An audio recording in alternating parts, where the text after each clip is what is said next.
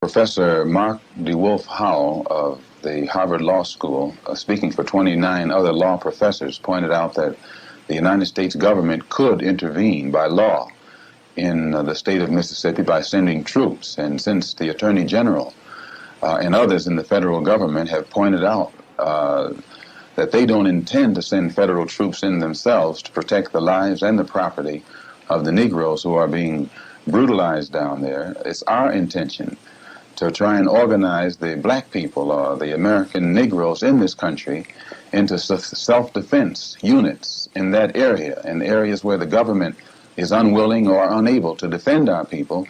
We will defend our people ourselves. Just what exactly would these units do? Eye for an eye and a tooth for a tooth situation? Well, as long as it is an intelligently organized effort that is being made, the discipline involved will keep our people acting intelligently and discriminately.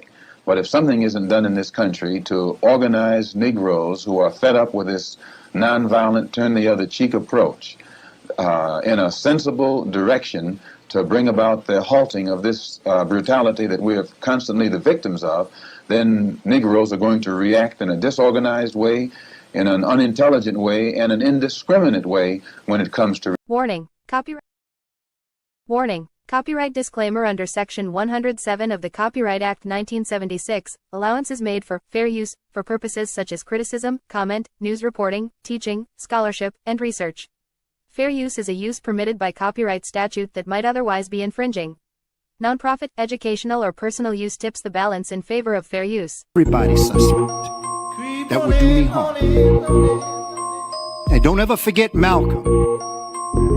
Malcolm said that Republicans are brute wolves and Democrats are sly foxes. Preach. But don't ever forget they both belong to the dog. Amen.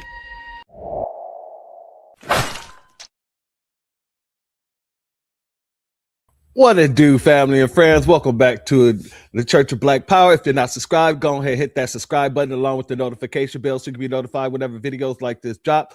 Please make sure you're hitting that like and share button so we can beat up the algorithm. Make sure we get this message out to the ears that need to hear. And if you have not done so yet, please click the link in the description. Go to change.org and put your signature on the petition for reparations. And with that being said, family, welcome back. We got much to discuss today. It's been a long day, and I'm about to shorten it up with this right here. I hope you got some popcorn. I hope you got you something nice to drink and sip on, something cool and refreshing, because we got to talk about all these folks that are being sent out here to run their mouth. But the fact of the matter is, when they're opening their mouths, not a damn thing is coming out. Well, metaphorically, not a damn thing is coming out. Quite literally, these folks are running around here saying all kinds of stuff now. But nothing is more louder than what they're not saying. And what they're not saying is FBA is really took a toll on us this last year. The last 2 years, to be more specific, because, we can really start counting from the election on out. But from 2024, the Democrats didn't think that we had the power that we exhibit. And when we exhibited that power in 2024, in November of 2024, and showed them, hey, we got the power and we got the know-how. Oh, all of 2025 has just been fear tactic after fear tactic. You're next. If he's going after the illegals, he's coming after you. The Democrats have spent the full 2025 fiscal year, trying to convince us to fight for all these other folks. And family, now that they're seeing, and this year is almost gone, we got what? It's the 14th. Got what? 16 more days? 17 more days before this year is up and over with. And the Democrats do not know how to respond. They got Kamala coming out saying a bunch of nothing. Every Democrat that you talk to is saying a bunch of nothing. They're either talking about Medicare, which is only on hold because of the fact they want to keep those subsidies in there for those illegals. We all know. They want to talk about Trump being a fascist. They want to talk about immigration and how this is unhumane that people are getting deported back to the lands in which they come from.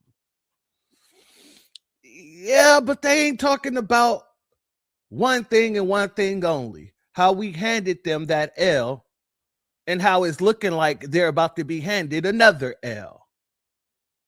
But we're going to talk about it because that's what we're here to do. But before we do, you know what I got to do? Let me scroll on up. And I appreciate everybody for giving me your patience while I fix the whole technical issue on the background over here. So much love to all of y'all that was very patient with me. Thank you very much. A B1 salute, shalom, and a certified salute. Hold on. To our sister Andrea Jones. I heard you were in the hospital, my sister. I'm glad you are okay. And trust me, thoughts and prayers are with you. I know going to all these different specialists is going to be a headache and a half. Trust me, I've been dealing with it too. So I want you to know that we love you and we got our loving arms around you. May the Most High keep you blessed and highly favored, my sister. A B1 salute to our brother Black RU in the building. Much love, much love. Our sister Aquarius Minded, thank you for being here as always. Our sister Shelly's in the building. Much love to you. Thank you for being here. Our brother Reparations Nation is in the building. B1 salute and shalom to you. Thank you for being here, my good brother. Our sister Hurricane Nisi is in the building. Much love to you, my sister Queen. Thank you for being here. Estelle Gray is in the building. Much love to you. Thank you for being here. Legit Hustle is in the building. Shout out to you, my good brother. Thank you for being here. As well as Tasting Teas with Tony is in the building. Much love to you. Thank you for being here. Our sister Star Tay Jones is in the building. Shalom and thank you for being here, my sister. As well as M. Hampton in the building. Much love to you and thank you for being here, family. Let's make sure we got everybody here. Our brother Jesse Paris is in the building. Shout out to you. Much love to you. And shout out to Colorado all day.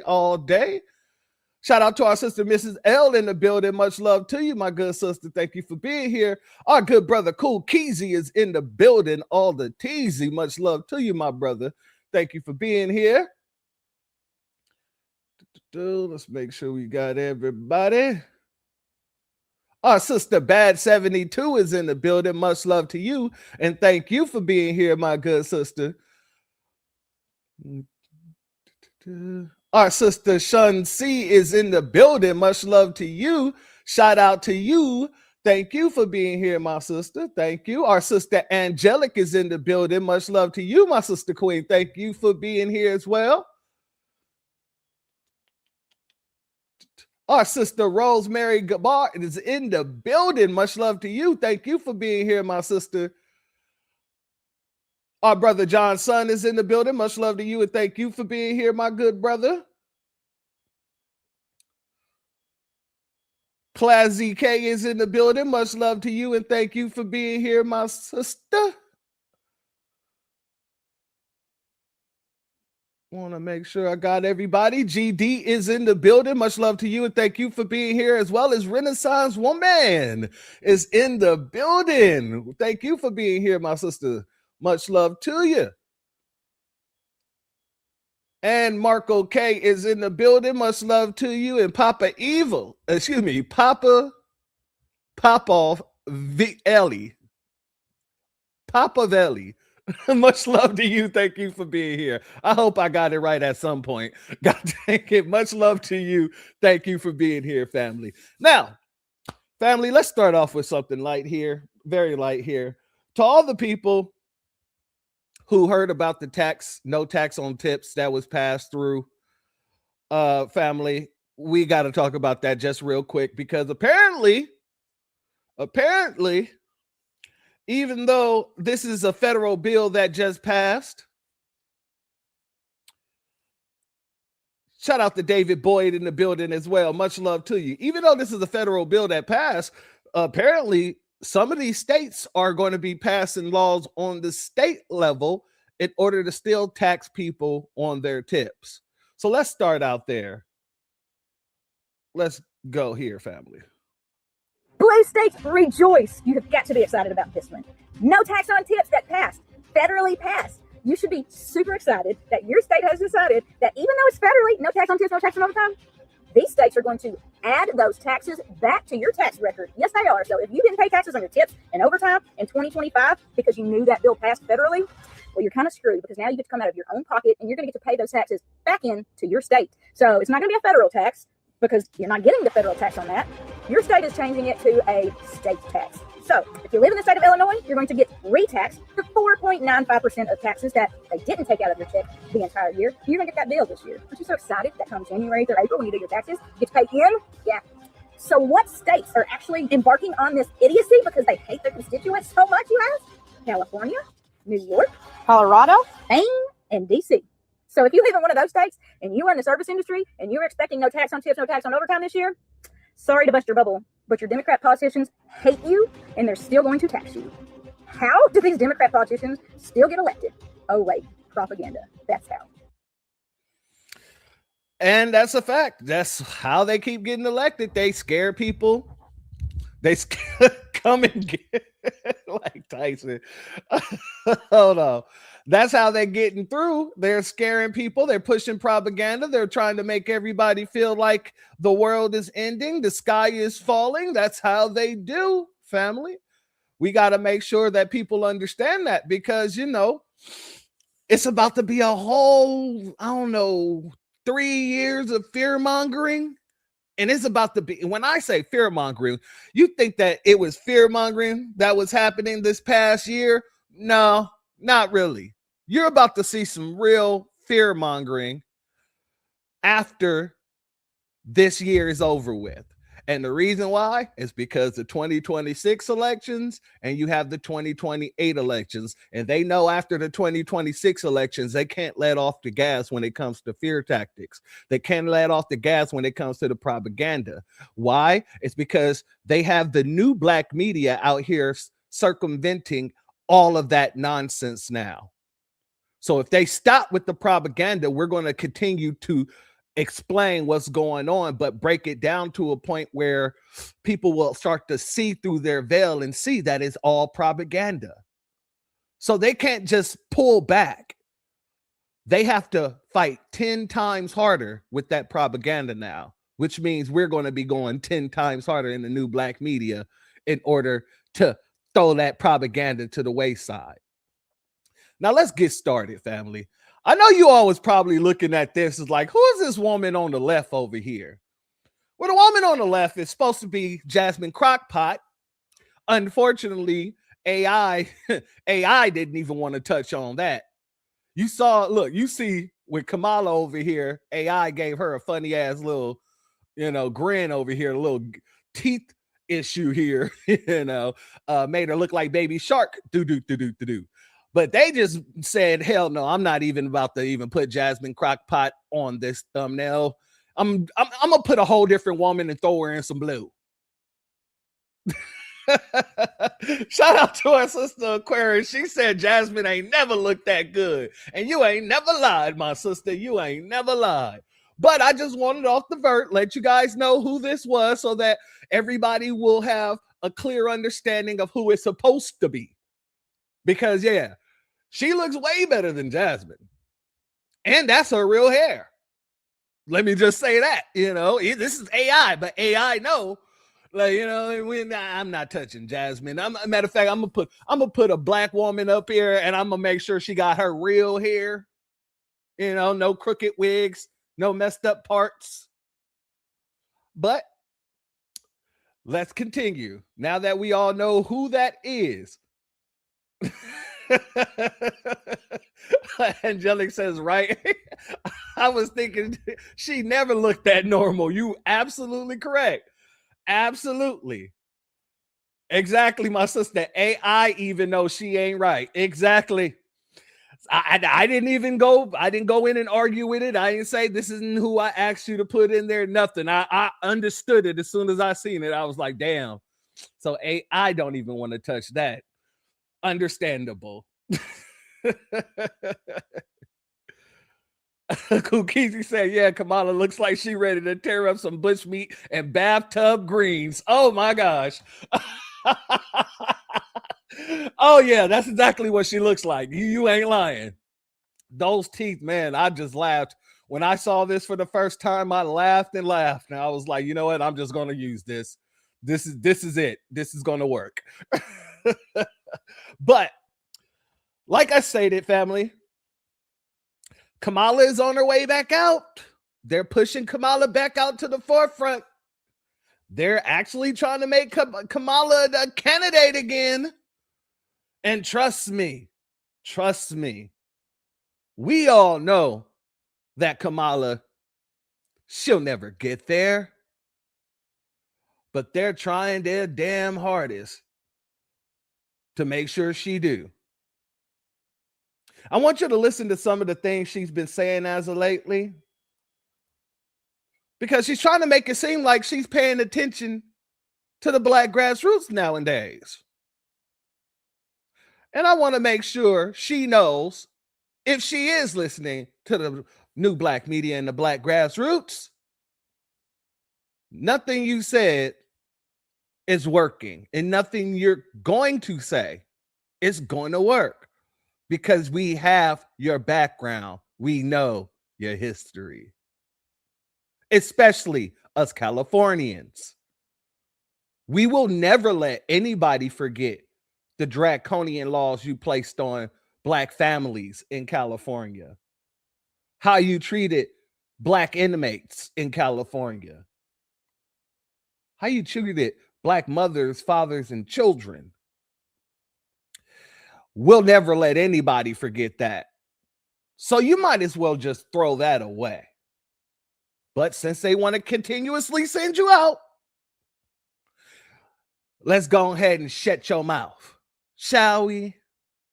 A B1 salute to our sister Mia Kim in the building. Much love to you, my good sister. Thank you for being here. As well as our good brother Retro Gemini in the building.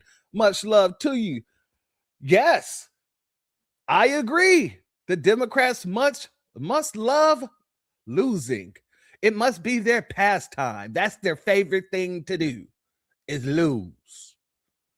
Because one would think if you didn't want to lose again, you would actually start trying to bring some tangibles to us. But we see that all you're trying to bring is more talking points, and we ain't here for none of that. So let's remove this and let's get this in. Let's start out here.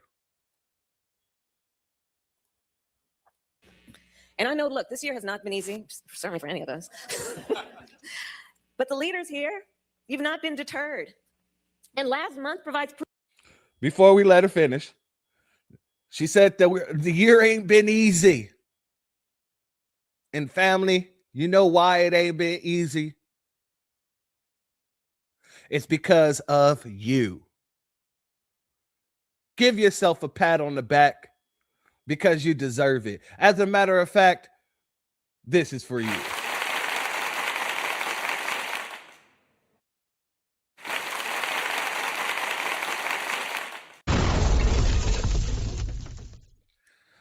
If it wasn't for the black grassroots, Democrats would have been able to spin this whole situation all year long. They've been able to spin whatever situation they wanted to.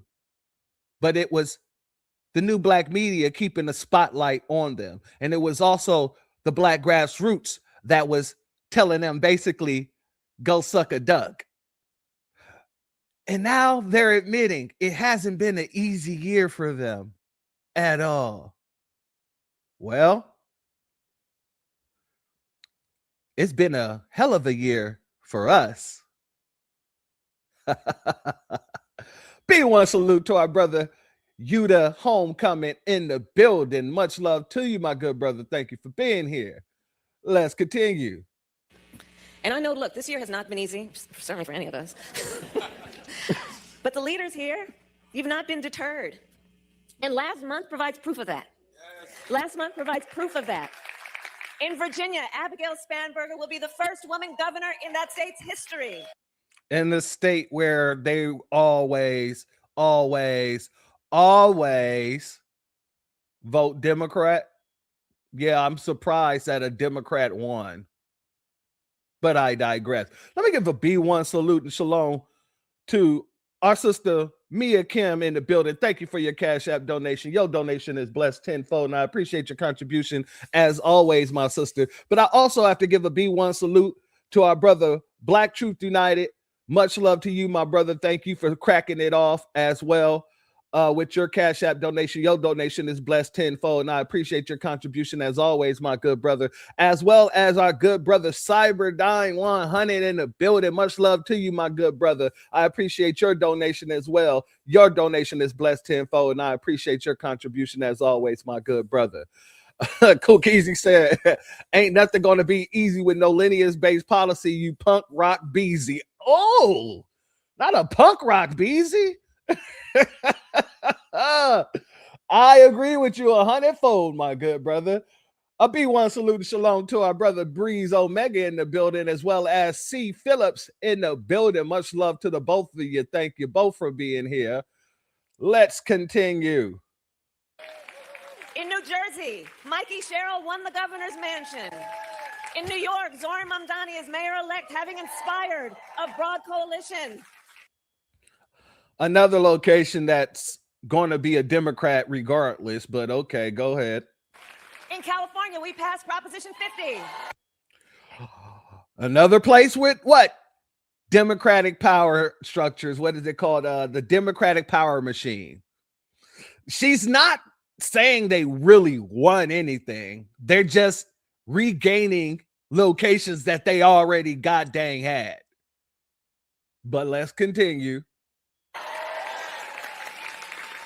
And in the Deep South, where maps were intentionally, over a long period of time, been drawn to silence black voters, the people were undeterred. In Mississippi, Democrats broke the Republican supermajority in the state Senate. In Georgia, Alicia Johnson and Peter Hubbard, I hear over there, my Georgia friends, flipped 2 statewide seats. From Richmond to Trenton, from Jackson to Atlanta, from Sacramento to New York. The American people sent a message. They want leaders who fight for affordability, for health care, for the right of people to participate in their democracy. Family, isn't that the same nonsense she was talking on her last goddamn run? 2024. Is this not what she was saying? Affordability.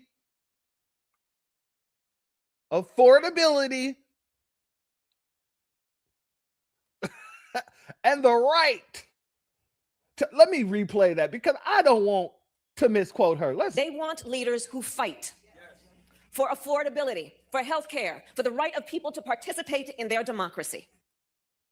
For affordability, health care, and the right for people to participate in their democracy. Y'all not fighting for people to participate in their democracy. You're fighting for people who are not a part of that democracy, that republic, to participate in things that only should be for citizens. You know, they never drop health care. I every election that I've ever seen, you got the Democrats talking about health care. Every single one of them. But yet, when they got into office, they didn't go in there to make everything affordable. No. They gave you Obamacare. When they had the House and the Senate, they could have just passed laws to make health care more affordable. So the fact that they keep on bringing up health care, that's the same thing that they do in health care is a dog whistle for the older generation. Let's make it simple and make it plain. They keep bringing up health care in the very same way they keep bringing up police brutality, but they never pass anything to thwart or stop police brutality. They keep bringing up the black plight, but yet they do nothing to repair Black Americans who went through the black plight. They use these talking points to turn around and benefit a bunch of people who didn't vote for them and who can't vote for them. And if they did vote for them, they wasn't supposed to be voting. Now that's how she sound. She sound like something she already done said multiple times over. And we hear it so much from the Democratic Party, it's ridiculous. But let's go to this next clip here. So going forward, let us make a new commitment to the common good, one that declares our country will be commanded not by big corporations or career politicians, not by the elite or wealthy, but by everyday citizens, each working to fulfill their potential, not just for the betterment of themselves, but for the betterment of the country. A commitment that declares that the power of this country does not belong to any king or set of oligarchs. It belongs to we, the people. And I'll close by saying the stakes have never been higher, but we are clear-eyed with grit, determination, and fire that this moment demands. That when you know what you stand for, you go out and you fight for it. We fight for the future. We fight for the people. And we love our country. I thank you all very much. Thank you. Hey, Kamala, how are you fighting for the people when you're the people who actually was in your campaign, that was working on your campaign, they didn't even get to say goodbye to you when you lost in 2024. You didn't even show up to concede and say, hey, everybody, we fought the good fight. Thank you for working on my campaign. But you want the people to honestly believe that you fight for the people? That's very interesting. Well, she said all this nonsense, and very, very much so, people started turning their noses up at her, as they should. You know, everybody already knows you're a liar. Everyone knows you're a manipulator. And people started calling her out for being a liar and a manipulator. Nobody trusts Kamala. Nobody wants her to run. And so you know what she did, family? She decided to get on the internet and try to make it seem like she's listening. We are listening to the people, to the grassroots. Well, if you were listening to the grassroots, I would have heard some reparation bills, some reparation plans with some dollar amounts attached to it. I would have seen an anti-Freeman hate crime bill. I would see more investments coming into the Black community. You know, somewhat the way that Ilhan Omar was able to get $80 million of investments to send back to goddamn Somalia?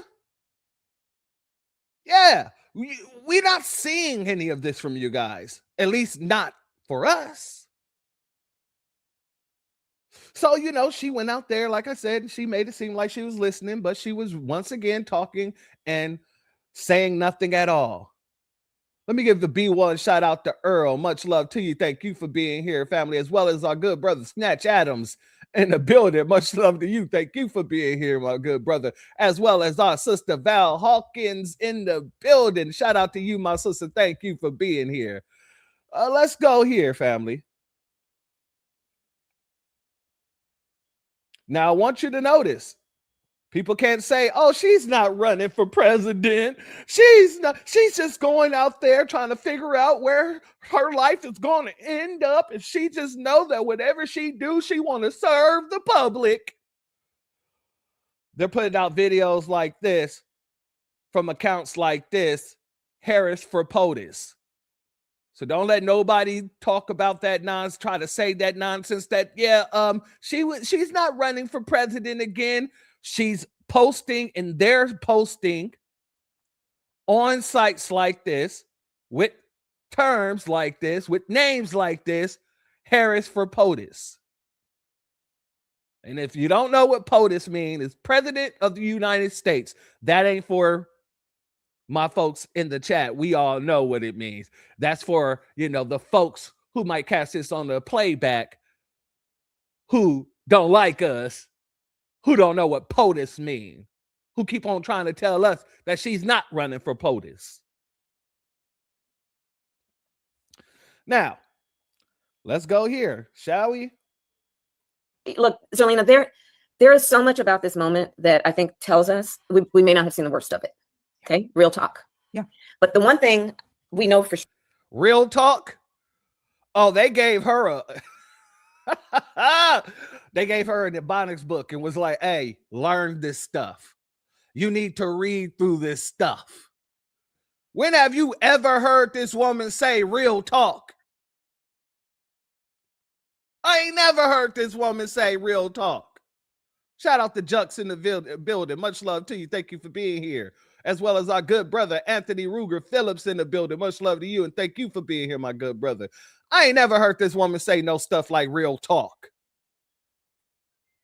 You see how they be trying to get us by trying to get these folks to talk like us, to walk like us? It's bad enough that you're a cosplayer, Kamala.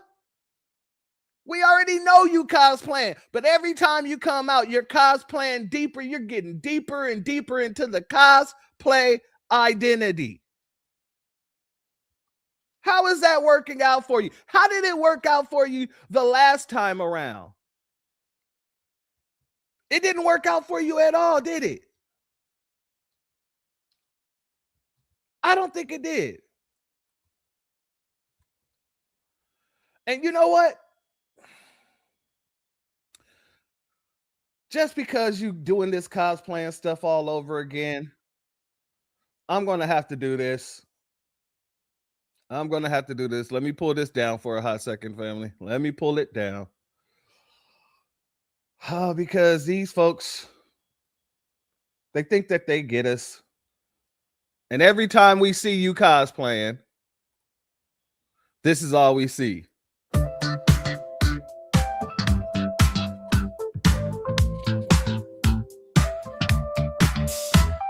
Dancing through the spotlight's flare, Kamala with the star to spare. Indian roots and culture spread, but now she sways with soul instead. California color shifting blend, Asian roll to the very end. Now she grooves to a different beat, votes to catch in every street. Who's that lady changing face, swaying in a brand new place? Cosplaying, playing the game beat, votes to catch in every street. Who's that lady changing face, swaying in a brand new place? Cosplaying, playing the game. Different mask but same old name.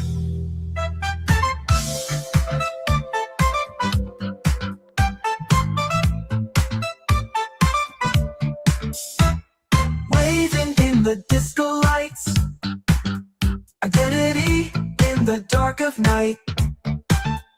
Roots that stretch from distant lands, now embraced by voters' hands. From the court to center stage, every move a different page. Blending stories in the dance, a disco queen's electoral chance.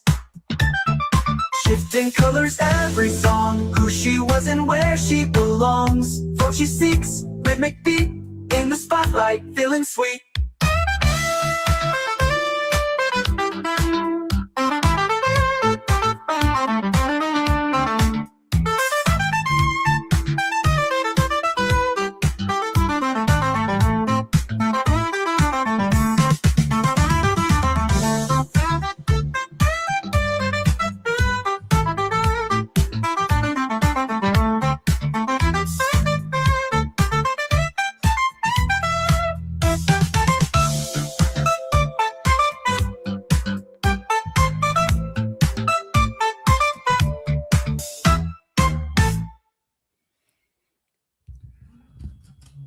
That's all we see, family. That's all we see. We see the cosplayer. We remember the dancing. We remember the move, the non-rhythmic dancing. Let me say that very clear. Shout out to Rosalind. Thank you for being here, my sister. Much love to you. And we remember everything. The collard greens in the tub, all that. And you know why I love playing that music video, family, besides the fact that I created it? I love playing that video because every time I do, my numbers go down. We get rid of the Kamala lovers immediately with that video. And I am 100% okay with it. I love it. I love it. Now we can get back to the serious matter at hand. Let's get back over here.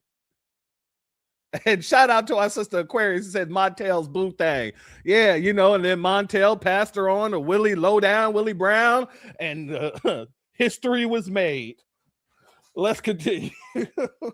Sure, at the end of this administration, there's going to be a lot of debris. And when we think about how we clean it up, I would caution us, especially Democrats, of not being nostalgic in thinking that the way to address the debris and the fallout is to have some nostalgia about trying to bring back things the way they were. Because guess what? The way things weren't working for a lot of people. And so the future of the party has to be about some commitment to being innovative and really asking the question and looking in the mirror, are we relevant to the needs, the desires, the dreams, the fears of the people? No, you are not. You are not relevant to the desires. You are not innovative whatsoever. You are the same demons that you have always been. You wanted to do something innovative, you say. You want something innovative, you say. Ain't nothing more innovative. And family, please correct me if I'm wrong. Shout out to our brother Maneuver in the building. Correct me if I'm wrong. There's nothing more innovative than reparations. There's nothing more innovative than an anti-Freedmen hate crime bill. There's nothing more innovative than policies written specifically and directly for foundational Black Americans. Since you want to be innovative, I just gave you what innovation would look like. Shout out to Majid in the building. Much love to you. Thank you for being here, family. I mean, hell, if I'm running for office Exactly, my good brother. The smooth talk days are done. Exactly. She's trying to convince herself. I believe it. But look, family, if I'm running for office, excuse me, if I'm running for office and I want to do something innovative, that means something that's never been done before. Well, there's only a few things that's never been done in America, even though it's what's supposed to be done. And there's only one group of people that'll get these people right when it comes to innovation, and that's us. You can't talk about innovation if you're not innovating to give us our reparations. If you're not innovative enough to give us an anti-Freedmen hate crime bill. If you're not innovative enough to say, you know what, we have some funds over here that we've been holding on to, let's allocate them to foundational Black Americans so that they can build up their communities, so that they can have scholarships right there in their communities. They can have business grants right there in their communities. If you want to talk innovation, you know, innovation is a part of foundational Black American culture, don't you know? Oh, we definitely know how to innovate. Let's get into it. Let's get back to it. Like you say, y'all cutting up in the chat. I see y'all in the chat. Let's continue. Yeah, low down Willie Brown. You call her a skeezer? I ain't heard skeezer in a minute. Skeezer is one of those old school words that my aunt used to call people. My uncle used to say, well, my mom and my uncle used to say jive turkey, and my aunt used to say skeezer. So that is, I love that. Let's continue. So it can't just be about replacement in a way that you just kind of bring back what was. There also has to be some honest discussion about what wasn't working. And understand that the people are really telling us they want a government that works for them, not for the people in elected office, not for the powerful, but for the people. And who's those people? Who's the people that you're speaking on? Kamala? Go ahead. You can say it. You can say our names. Foundational Black Americans are saying we want a government that's going to work for us. Go ahead. You can say it. But you won't say it because once again, you're out here, you were sent to say things, but absolutely say nothing. See, this is the new style of benign and neglect. Just go out and talk. But make sure in that talking, you still don't promise nothing. You give all the I understands where they coming from. You give all the, well, what the people are saying is A, B, and C,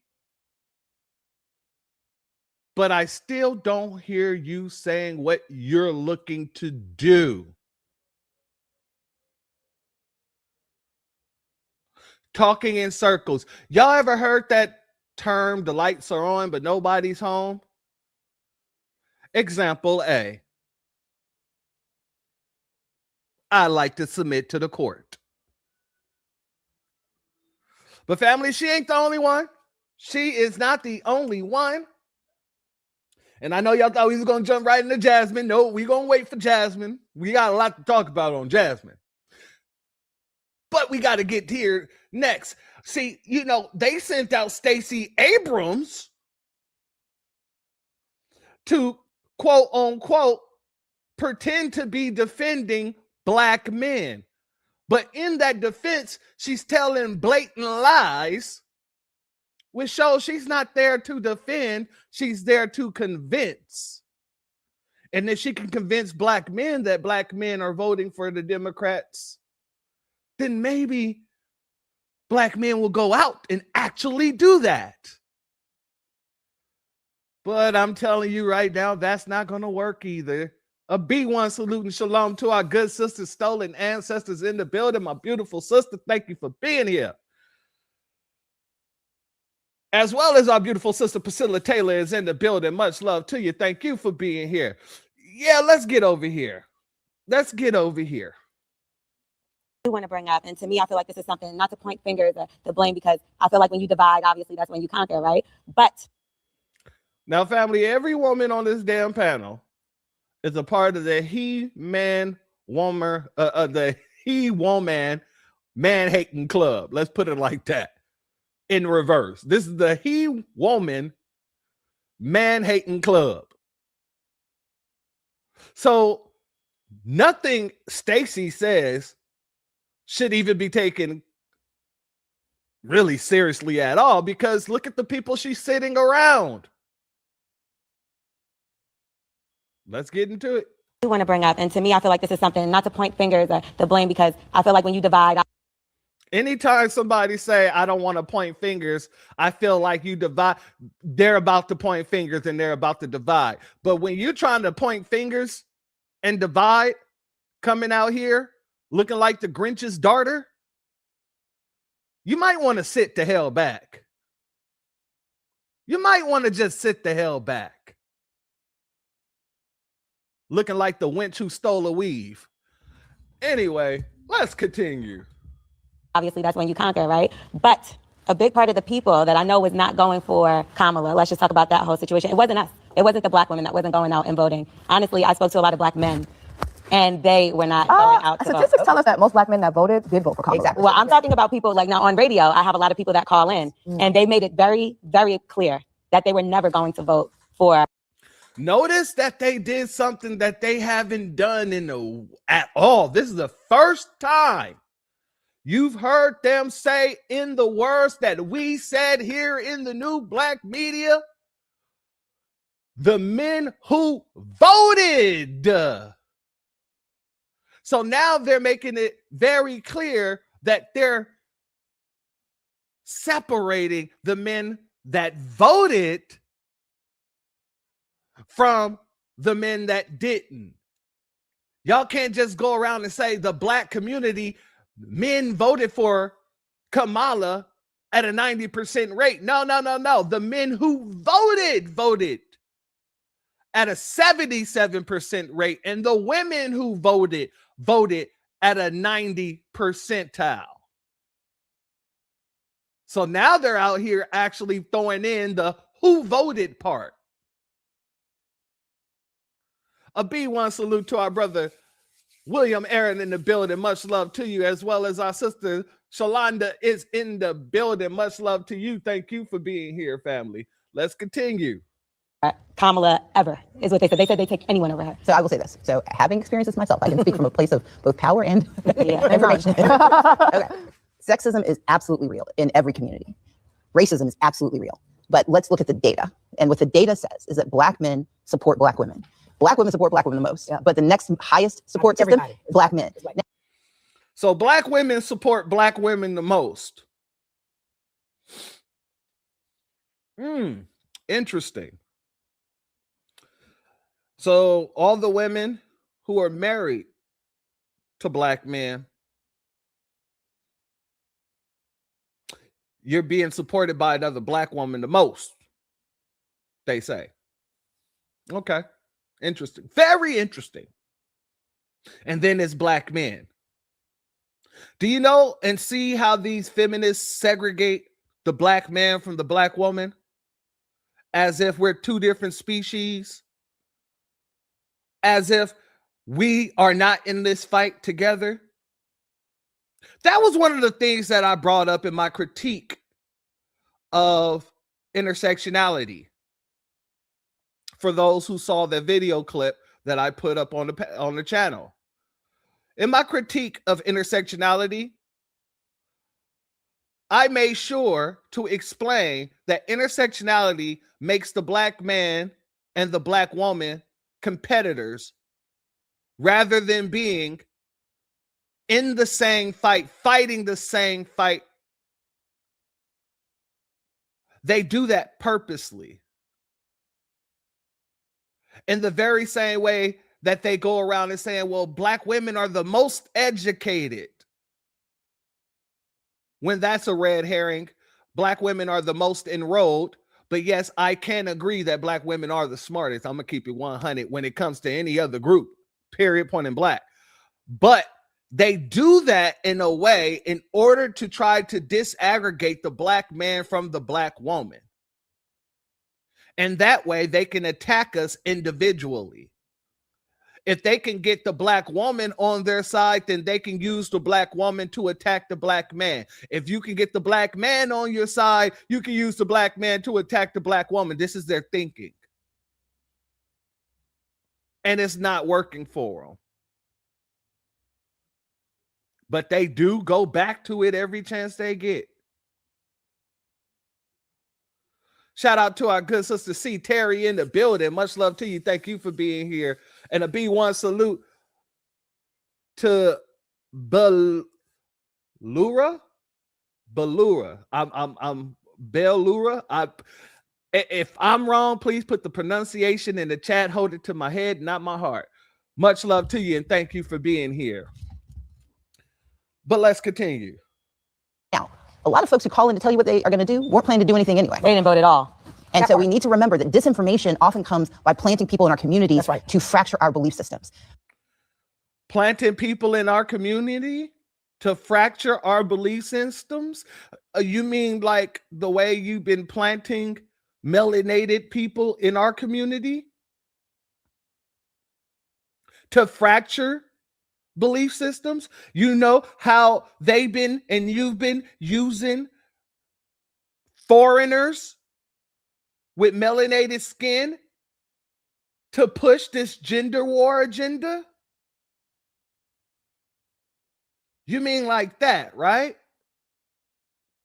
Okay. I'm glad we know that. Let's continue. Absolutely, my brother John's son, Willie Lynch.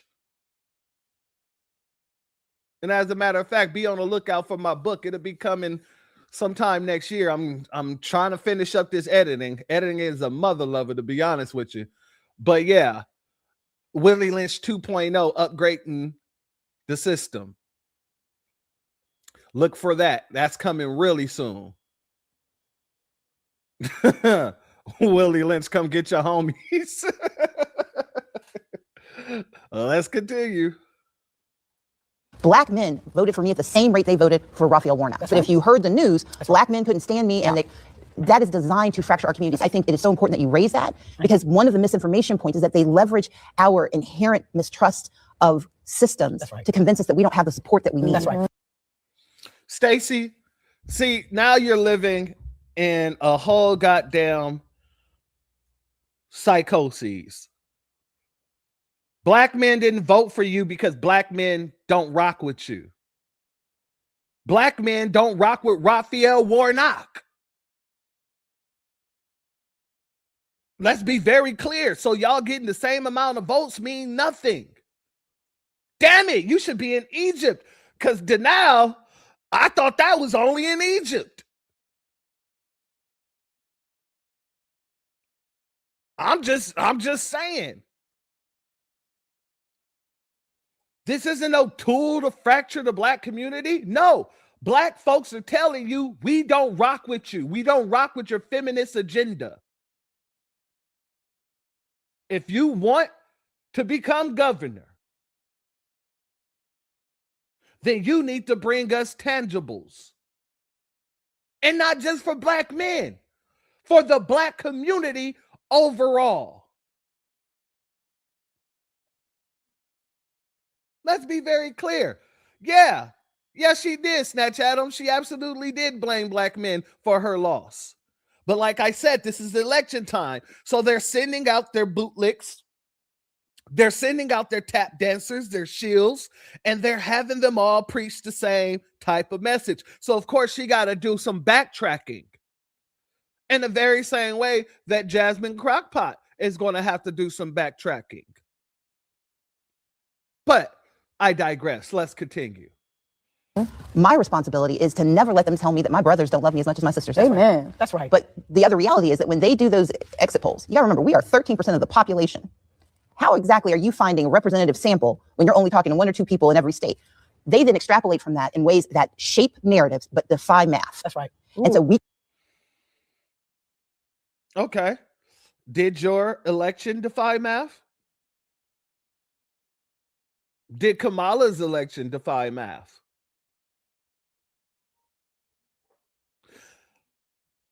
You guys have a problem with trying to explain away the reason why people don't rock with you. Instead of looking inward and saying, well, at the end of the day, this is all about tangibles. And people aren't going to vote for us if we don't bring them something to vote for. Let's be very clear about this. Y'all want to make it about everything outside of what we're telling you it's about. And that's why you're not getting any type of traction. You're getting all reaction.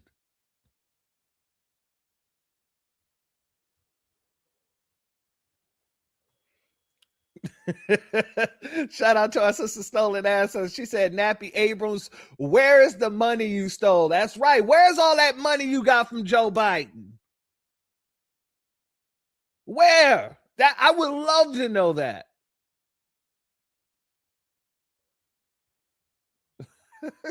Shout out to our brother Cool Keys. Lineage-based policy, Stacy. Bottom line. Come back when you're ready to talk business. Elegantly said, sir. Elegantly said. No tangibles, no vote, period. Once again, very elegantly said. Shout out to Noah Randall in the building. Much love to you. He's offshore account for sure. Absolutely. It's somewhere that nobody can touch it. She ain't giving it back. I'll tell you that much. Let's let her continue. Can't let them tell us who we are. But my point is, we can't let them tell us who we are, but we should be letting y'all tell us who we are. Y'all damn sure try to tell us who we are.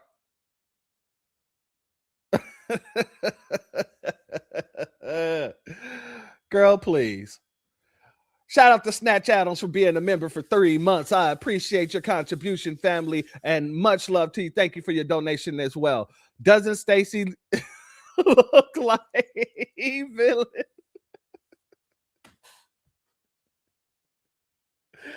That Evelyn from the win. Don't nobody bring me no bad news. That's what she looks like 100-fold.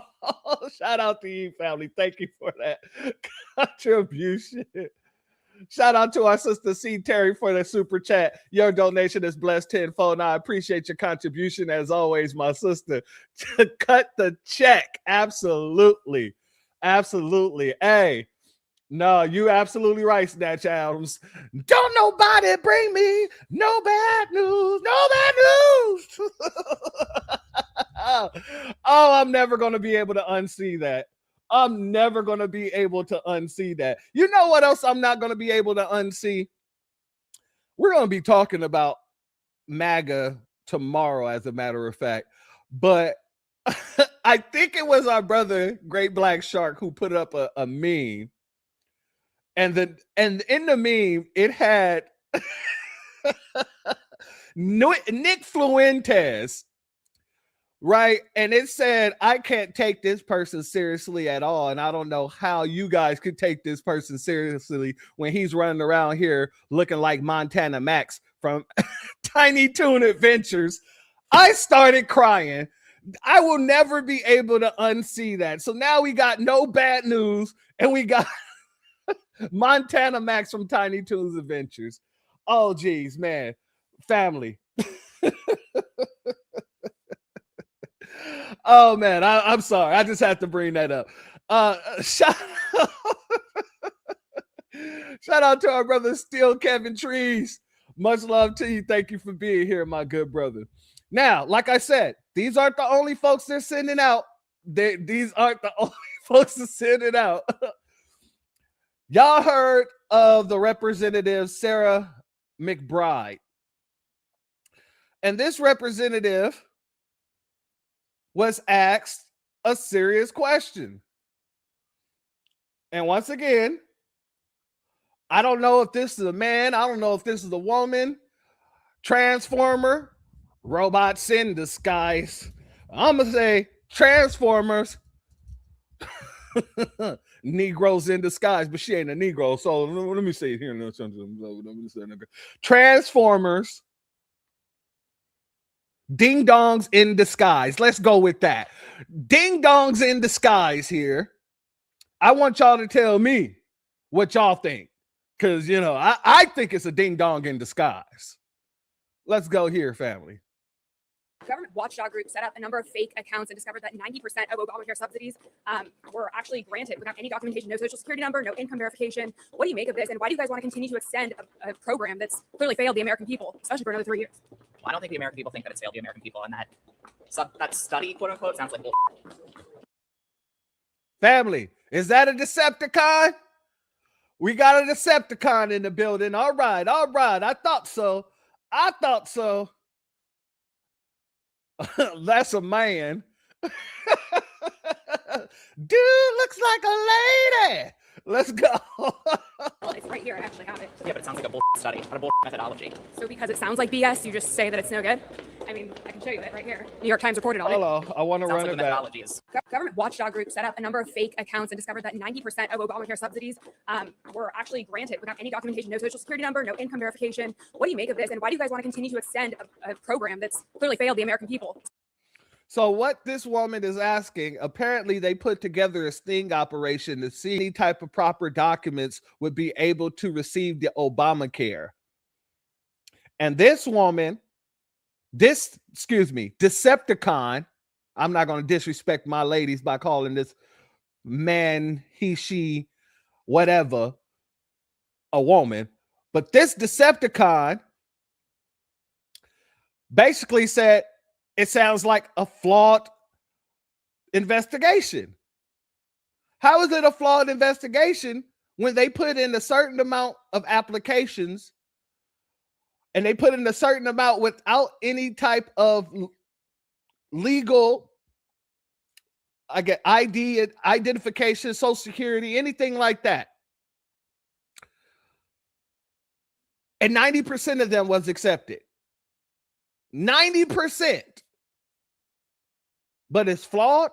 No, y'all know exactly what y'all doing. Y'all know exactly what y'all doing, and that's why y'all fighting so hard to keep it.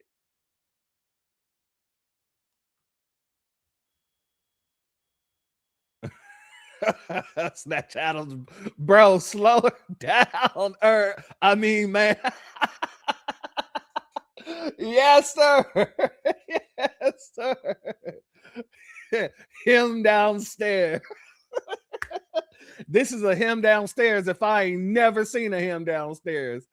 Saluting B1 to our family payroll in the building. Much love to you. Thank you for being here, family. As well as Indigo. Much love to you. Thank you for being here. Like Mr. Brown said in Meet the Browns, check his throat. Yes, that's who they hoped one day they can put a baby in by using medical procedures. You know what I mean? They can't say what a woman is because they got people in the party that looks like a lady who's really a dude. Dude. That's a dude playing another dude disguised as a woman playing another dude. Let's continue, family. Especially for another 3 years. Well, I don't think the American people think that it's failed the American people, and that study, quote unquote, sounds like bull.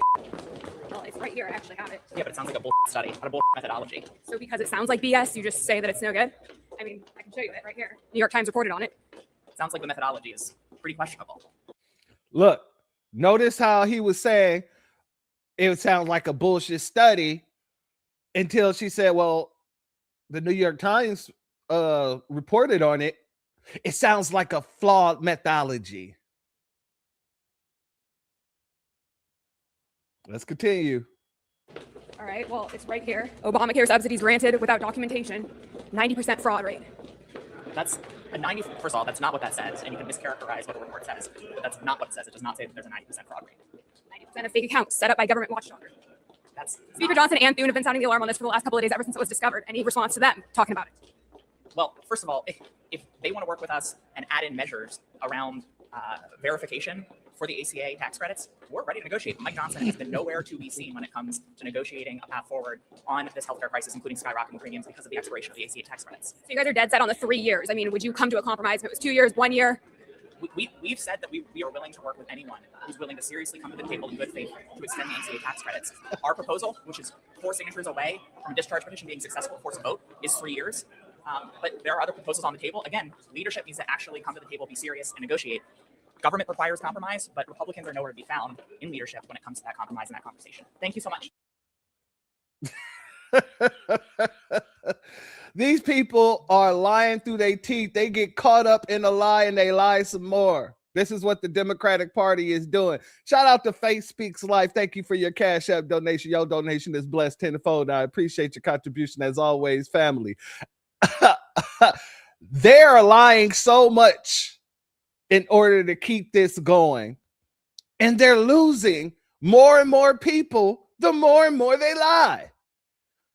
You have watchdog groups setting up fake accounts, 90% of those accounts being accepted into the Medi-Cal program. It makes no damn sense for you to sit here and say that that sounds like flawed logic. No. But y'all fighting so hard to keep this going on. Shout out to our brother Retro Gemini. He said, have you ever seen the show Atlanta in the jail episode with the dude dressed up like a man? Yeah. Where he's like, dude. He said, you want me to move? Nah, you good. That's my girl and stuff. You know, we real tight. We real tight.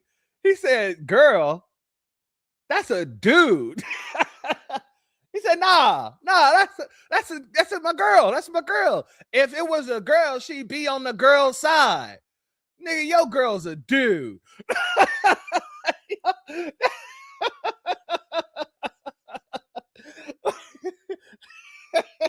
He said, why you being weird? I'm not, man. I'm just looking around. Oh man, yeah. Shout out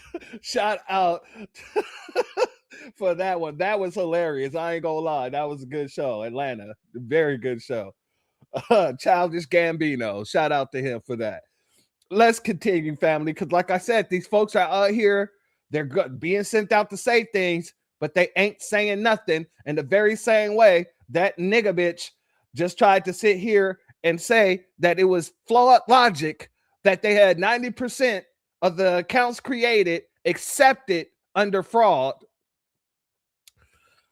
You got Alexandria Ocasio-Cortez saying, yeah, well, none of that matters. We need to do for the people who need Medicare.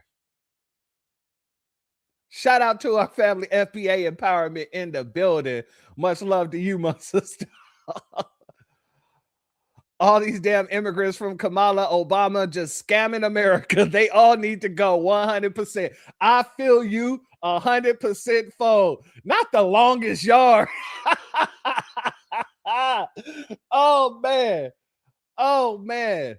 Miguel Nunez looked better than that nigga bitch in the movie The Life. God dang it. He looked more feminine than that nigga bitch. I'm just saying. Let's continue. Let's go here. On the Affordable Care Act subsidies. You're going to have to ask Speaker Johnson about that.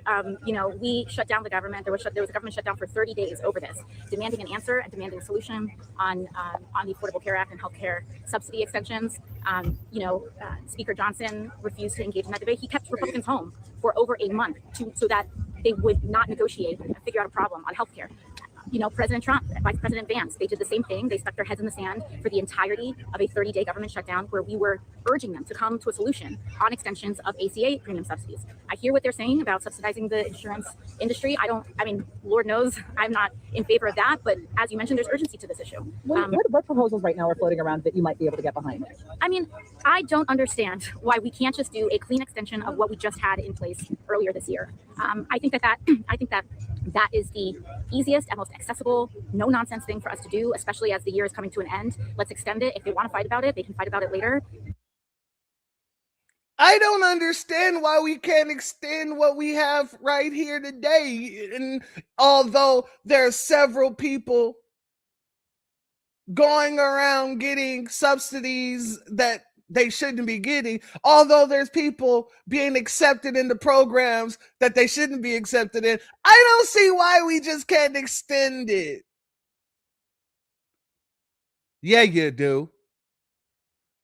You just want to fight harder for those folks than you want to fight for your own constituents.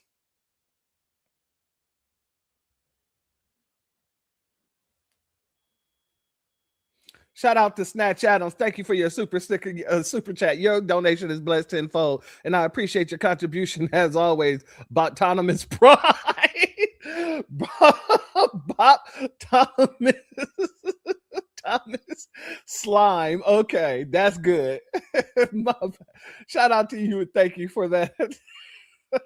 Oh, geez. Oh, this is going to be another one. Let's let her continue. But I just don't understand why, in the meantime, we can prevent a lot of people suffering by doing a clean extension of these subsidies while Republicans figure out what their health care plan is. There was this group of Democrats in the Senate who said, okay, in exchange for voting to reopen the government, give us our vote. They got their vote, yeah, but nothing has been done on this. Do you think it was worth it? Do you think that strategy of the shutdown and also what they did was worth it without a resolution to the problem? Well, we have to remember who's in charge of the House, the Senate, and the White House. Republicans have a House majority. They have a Senate majority, and Donald Trump is President of the United States, and JD Vance is Vice President of the United States. We have exerted, as Democrats, every point of leverage that we've had in this moment to try to demand votes, to try to demand a pause so that we can address this issue, and every single Republican in governance has refused to engage this matter. Meanwhile, people are going to be kicked off of their insurance. Open enrollment is happening right now, and there are going to be millions of Americans that are affected, that aren't going to be able to go to a doctor, aren't going to be able to afford their prescription drugs because of some petty fight in Washington. And I think it is the lack of urgency and the lack of care on this issue is so indicative of how disconnected people are from the real life consequences that people are experiencing because of this. People are going to die, and I don't understand why they can't just extend these subsidies so that we can save people's lives while they figure out whatever their political food fight is. Notice how she went from 0 to 100. She went to a real fast extreme. She says people are going to die if we don't extend this. What people? Which ones? Who are you really concerned about, Alexandria? I'm just curious. Shout out to our sister Bad72. Thank you for your Cash App donation. Your donation is blessed tenfold, and I appreciate your contribution as always, my good sister.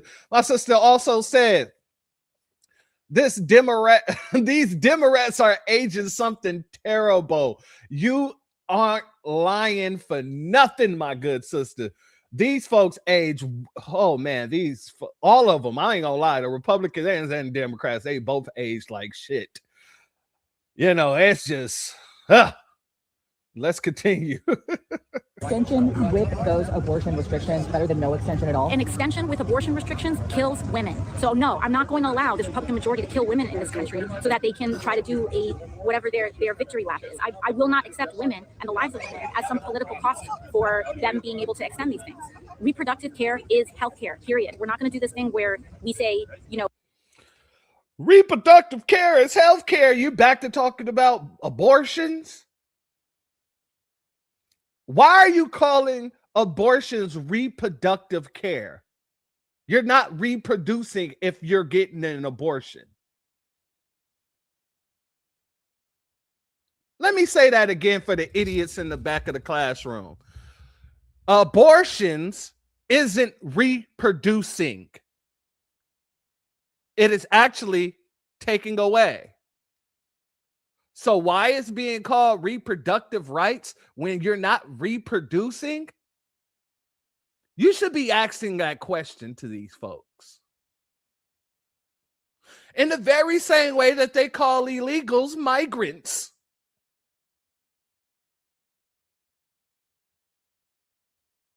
Changing the wording of something does not make it less egregious.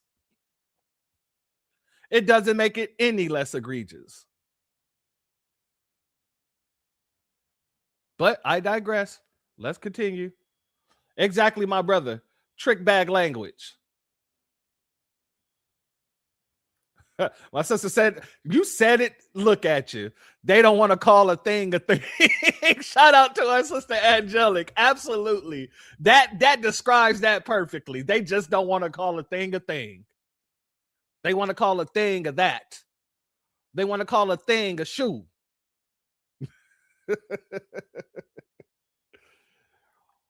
Words equal spells. Absolutely, my sister. Because they know how bad it really sounds, and general public isn't going to be in favor of that. You absolutely right. That's why you keep on screaming abortion, abortion, abortion. It ain't moved the needle one iota.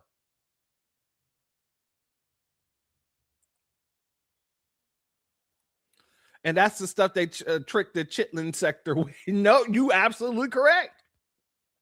You absolutely right on that, family. They will definitely use that as a talking point for the chitlin circuit.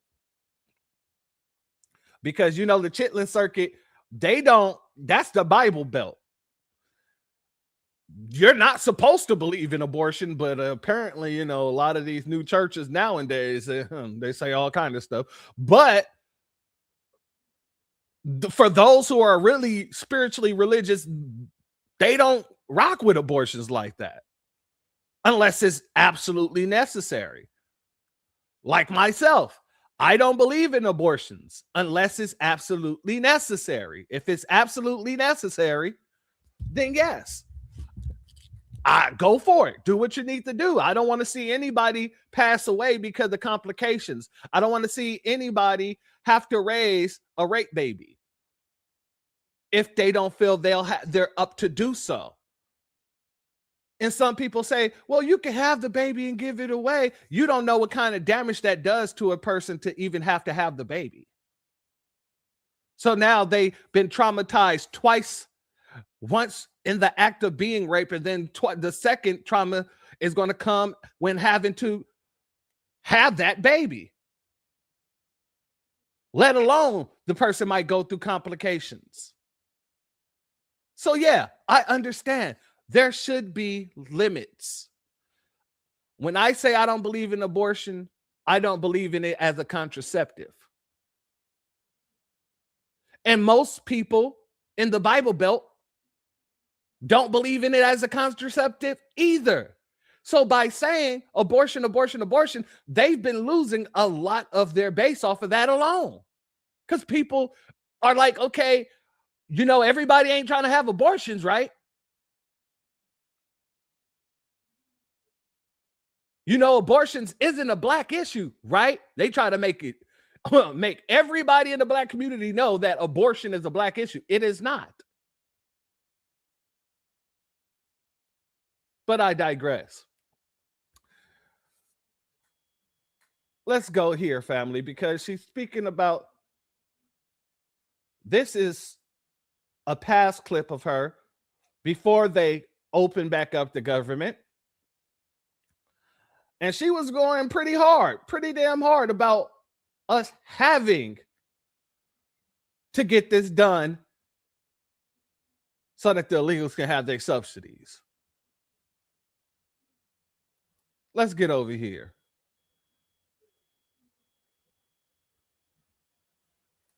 Shout out to our brother John Son. This is a great comment here. The fact that you have to decode these characters when they talk to us disqualifies from public service. Absolutely. Absolutely. I agree with you 100-fold. And this Cortez woman, I'm sick of her too. It's time to go.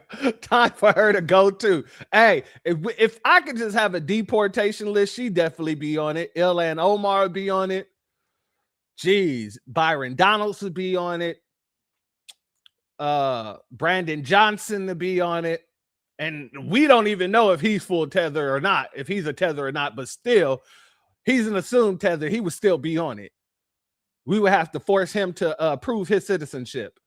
Where are you from?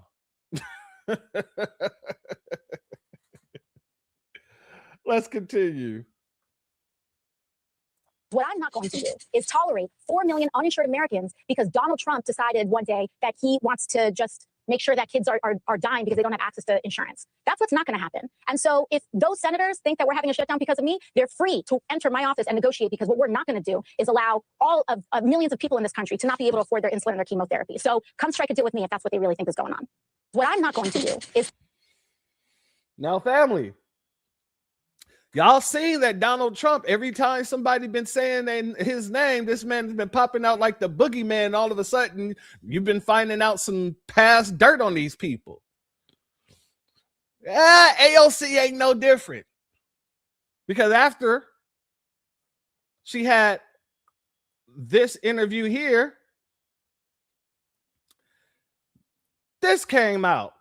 Representative Alexandria Ocasio-Cortez caught using $50,000 of campaign money on a Bad Bunny concert. High-end hotels and catering in Puerto Rico.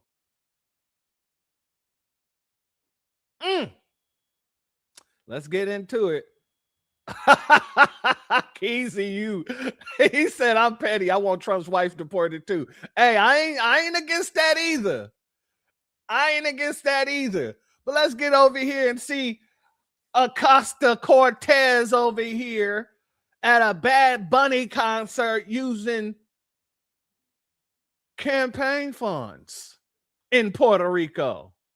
Congresswoman Alexandria Ocasio-Cortez under scrutiny after FEC filings show her campaign spending nearly $50,000 in Puerto Rico on hotels, meals, and a venue rental at the arena where she was seen dancing it up during a Bad Bunny concert. Correspondent Sarah Williamson has the very latest for us. Sarah. Hey, Lydia, look, you're allowed to have fun, but on campaign money, I'm not so sure about. It's not exactly the best look, because these newly filed federal records show that AOC's campaign spent nearly $50,000 in Puerto Rico over just a few months, fueling criticism, of course, of a lawmaker who has built her entire brand railing against wealth, privilege, elites, and excess. Now, Federal Election Commission filings show that for the third quarter, that AOC's campaign reported nearly $50,000 in spending in Puerto Rico just between the months of June and September. The filings list high-end hotels, meals, and catering, and event-related expenses paid for, all with campaign funds. The records also show about $23,000 spent on a venue rental in Puerto Rico, the same venue, in fact, that AOC was seen in a private suite at the Bad Bunny concert in August, a moment that went rather viral online. Now, the appearance coming the same month, she delivered a speech condemning gentrification in Puerto Rico and economic inequality, further intensifying criticism that her personal choices undercut her political message. Now, under federal campaign finance law, it's important that we do say this. This spending is actually allowed. Campaigns may legally use donor money for travel, adding lodges, meals, event spaces, as long as it's tied to political activity. There is no cap on hotel or venue costs, making this less about legality and more about credibility here. Now, we have reached out to AOC for comment, yet to hear back from her, but in a previously published statement, her campaign manager said that she regularly travels to Puerto Rico to support local causes and that the spending reflected legitimate campaign activity. But for critics, this just reinforces what they see as a familiar pattern of a progressive lawmaker condemning excess while she comfortably is enjoying the very privileges she tells others to reject. Lydia?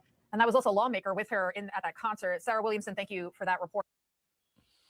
So yeah, family, shout out to our sister Aquarius Minded. She said, didn't Trump say if Bad Bunny performed at the Super Bowl, he'll have ICE waiting at the stadium? I don't know if he said that, but if he did, that is hilarious. I bull stuff you not. Because number one, Puerto Rico is a part of America.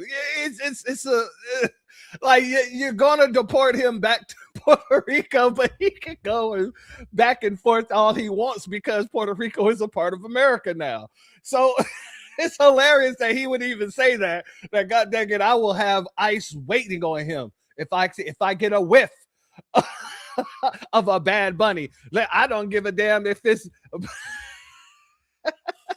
Bad Barbie. If I smell Bad Barbie, I got ICE waiting for her. Anything with bad in the name, I'm gonna get it up out of here. Oh man, that is hilarious. I love it. I love it. A family from AOC over to the newly married Cory Booker, saying something but saying absolutely nothing at all. I'm telling you, I named this program Saying Nothing at All for a reason, because none of these folks are saying anything of substance. All they're doing is showing people why the hell they don't want to vote for Democrats.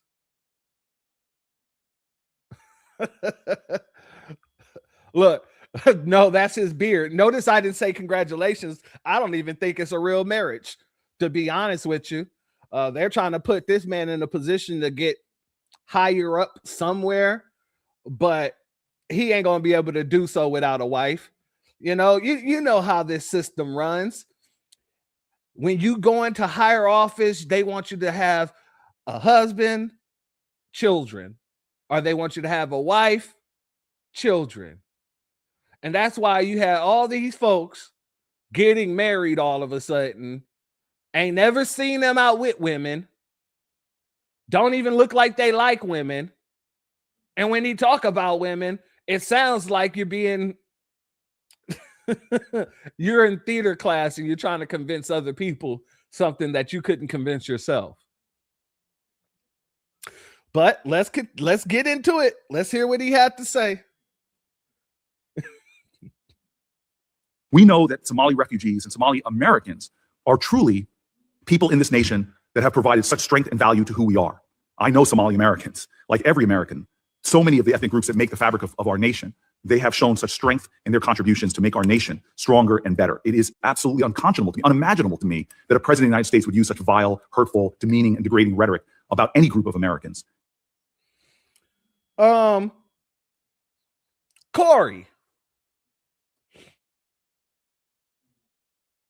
I gotta ask you, because they do this a lot. It needs to be pinned down. Somebody tell me what value these people brought to the country if they were out here scamming their asses off. And I'm not just talking about the billions of dollars that was scammed. The marrying each other, marrying brothers, sisters marrying uncles, uncles marrying, all of that. Are you telling me that brings value to America? I would have to 100% emphatically disagree.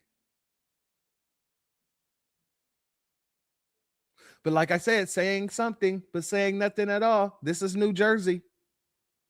A B1 salute to our brother Damon Reeves in the building. Much love to you. Thank you for being here, my good brother. And here's New York. So you got your newly elected mayor, Mundani, who's asked how he's going to pay for the quote unquote free busing that he was campaigning on. And, now that Kathy Hochul has said, raising taxes, y'all ain't raising no damn taxes. Raising taxes on the rich, y'all ain't raising no damn taxes on the rich. Let's see where he goes. And the other, when you're talking about fast and free buses and you're meeting with the governor, I've heard you talk about many times that you don't want to take money away from the MTA. You want to put money back in. It's something that she agrees with, right? We don't want to take away money from the MTA. How are you getting that money, the $700 million to make the buses free, into the MTA if she's not for raising taxes? I think that the two clearest ways to raise that money is through the raising of the state's corporate tax to match that in New Jersey. I think that a lot of this is still a case to be made, whether it's the corporate tax or that's personal income tax on those who make more than $1 million a year or more. I think that these are the clearest ways. I've also said that if there are other ways to raise this funding, the most important fact is that we fund it, not the question of how we do it, but that we do it. And the other, when you're talking about fast and free buses and you're meeting with the governor, I've heard you talk about. Notice this man, he said, I think that this is more of still a conversation. She said no. And he skipped right on over that to still give his rhetoric, his nonsense, knowing that he's not going to be able to do so. So he's saying something without saying anything at all. Shout out to payroll. The value is the scams where politicians get bribes and kickbacks. Hey, I can't argue with you there. I can't see no other value there. I can't see no other value. Let's continue. Like I said, he's going to skip right over it. And the other, when you're talking about fast and free buses and you're meeting with the governor, I've heard you talk about many times that you don't want to take money away from the MTA. You want to put money back in. It's something that she agrees with, right? We don't want to take away money from the MTA. How are you getting that money, the $700 million to make the buses free, into the MTA if she's not for raising taxes? You know, I think that the two clearest ways to raise that money is through the raising of the state's corporate tax to match that in New Jersey. I think that a lot of this is still a case to be made, whether it's the corporate tax or it's personal income tax on those who make more than $1 million a year or more. I think that these are the clearest ways. I've also said that if there are other ways to raise this funding, the most important fact is that we fund it, not the question of how we do it, but that we do it. And the other, when you talk, basically, blah, blah, blah. Oh, I'm going to get this money, and most likely I'm going to get it out the taxpayers. If y'all not allowing me to raise the corporate tax, if you're not going to allow me to tax people who make over $100,000, any way I can get the funding, I'm going to get it out the mud. And guess where the mud is? Usually the taxpayers. Oh, yeah. See, these folks might not like me for saying this about Mandani, but I've been telling you, this is just smoke and mirrors in the very same way that all these other Democrats are smoke and mirrors. That's it. That's all. So he sat there and said he'd do something, and now he can't get the funding to do it. Now he's saying wherever the funding might come from, as long as we get the funding. That sounds like some scamming stuff if I've never heard it. You don't have a pathway to do something, so now you're going to come out of the woodwork and say, hey, wherever I can get the money from. So if somebody knocks on your door, if a drug dealer knocks on your door tomorrow and drops a bag full of funds, you're going to use that to fund it, huh? Like I said, these folks, they're not really aging well. But my sister said it best earlier in the chat. They're not aging well whatsoever. They are aging like bitter vinegar.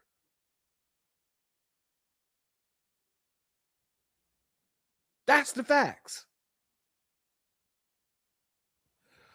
Family, here's another New Yorker.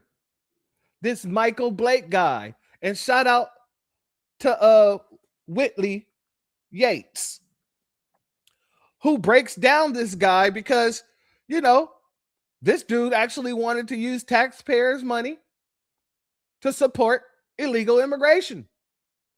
And I'm glad she told this man the hell off. And you could tell he got upset because of the fact he kept trying to interrupt her, using the non sequitur argument, talking about don't talk about my family. She's not talking about his family specifically, his wife and his children. She's talking about people connected to his lineage, and all he hears is his family, and that's what he tries to make it about. Shout out to our brother Leonard Day Yuta in the building. Much love to you. Thank you for being here. They say they wanted a truce, church. When are you joining the Somali Mafia family? You ain't catching me with no Somali pirates. God dang it, you better send all those villains home. God dang it, I ain't got no time. I know I'm a villain at this point in time, but I'm only a villain for FBA. I ain't about to be sitting there really looking like a villain. Nah, buddy. Nah, damn that truce. Take that truce and turn it to a deuces and get your ass up out of here. But let's go, fella. Let's go here. Like, I'm going to frame my answer based upon our different experiences. As soon as you said that you were a Jamaican American, it immediately let me know your relationship to this country. And so because your relationship to this country is that you were an immigrant and your family wasn't imported through the slave trade, I understand. It's not true. It's not true. Let's stop it. Don't say anything about my family. I was born in the Bronx. You about to see some nonsense right now. Notice how she goes off, starts out breaking it down. She said, your family came to this country. No, don't say that. I was born in the Bronx. That does not change the fact that you're an immigrant. You're a Jamaican. You said so yourself, which means your parents are Jamaican, which means their parents are Jamaican, which means you are not the same. But like I said, he tries to switch it up to make it seem like she's insulting his family. And so because your relationship to this country is that you were an immigrant and your family wasn't imported through the slave trade, I understand. It's not true. It's not true. Let's stop it. Don't say anything about my family. I was born in the Bronx. You're about to say some nonsense right now. He is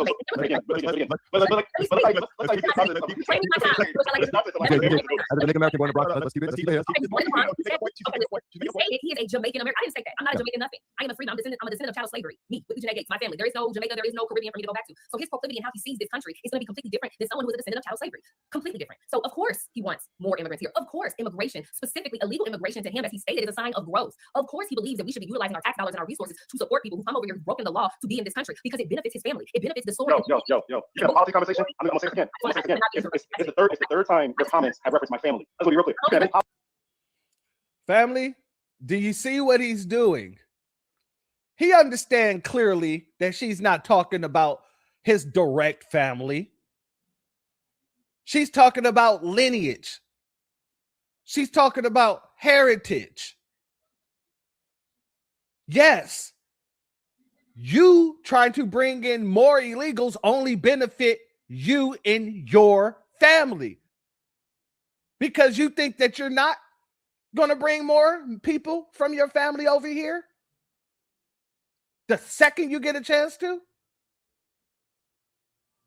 That's where she's going with this. And he's trying to make it seem like she's saying that his family eat turtle dicks and all kind of shit like that.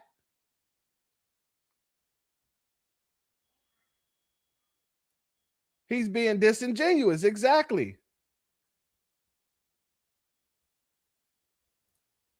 I don't know about these black conservatives, but she has him dead to rights. Absolutely. Absolutely. Payroll said she's checkmating them. Absolutely. Can I slow down the video? All right, I got you. Let me slow it down just a bit. I'll even run it back a little bit. Back to. So his proclivity and how he sees this country is going to be completely different than someone who is a descendant of chattel slavery. Completely different. So of course he wants more immigrants here. Of course, immigration, specifically illegal immigration to him, as he stated, is a sign of growth. Of course, he believes that we should be utilizing our tax dollars and our resources to support people who've come over here, who've broken the law to be in this country because it benefits his family. It benefits the story. Yo. You can have a policy conversation. I'm gonna say this again. It's the third time your comments have referenced my family. I just want to be real clear. You can have any policy. You can have any policy. You can have any policy comment. I'm just saying. I'm talking about his Jamaican American lineage. So let's respectfully leave family out of it. We're only going to talk about his lineage, which is Jamaican American, which is what he But you literally rephrased about crime and illegal, and that I supported illegal immigration because we're family. Like, just again, if you want to talk about policies, you can do policy.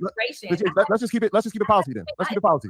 I haven't even gotten to crime yet. I'm talking about illegal immigration and utilizing our tax dollars and our resources to fund and support illegal immigrants. I'm not talking about people who came here with papers. I'm talking about illegal immigrants, 11 million that have crossed 11 million and counting that have crossed the border since Biden and Harris, and since Harris has been the border czar, has taken over. I'm talking about the resources of tax dollars that have gone from American citizens to support their housing, to support getting them food. I do not believe that we as Americans, specifically Black Americans that are descendants of slavery, should have our tax dollars utilized for illegal immigrants that have come to this country without going through the proper immigration process that we have currently in order, and get our money and get funded and get $9,000+ in Chicago for rent, and be able to get more money in food stamps and SNAP and TANF and all of these benefits, and be able to utilize our tax dollars to get free legal service. That's happening right in Indianapolis, in my own city.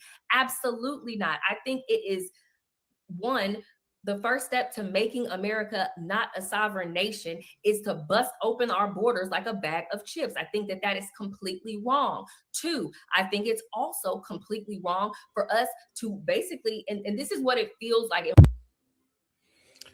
And she's absolutely correct. It is wrong. And it's exploitive. It is very exploitive. Let's be very clear on this. Shout out to Bad 72. She said, blame no Obama and scam Mala. Absolutely. Bars. Bars. Y'all didn't know. Our sister Bad got some bars on her.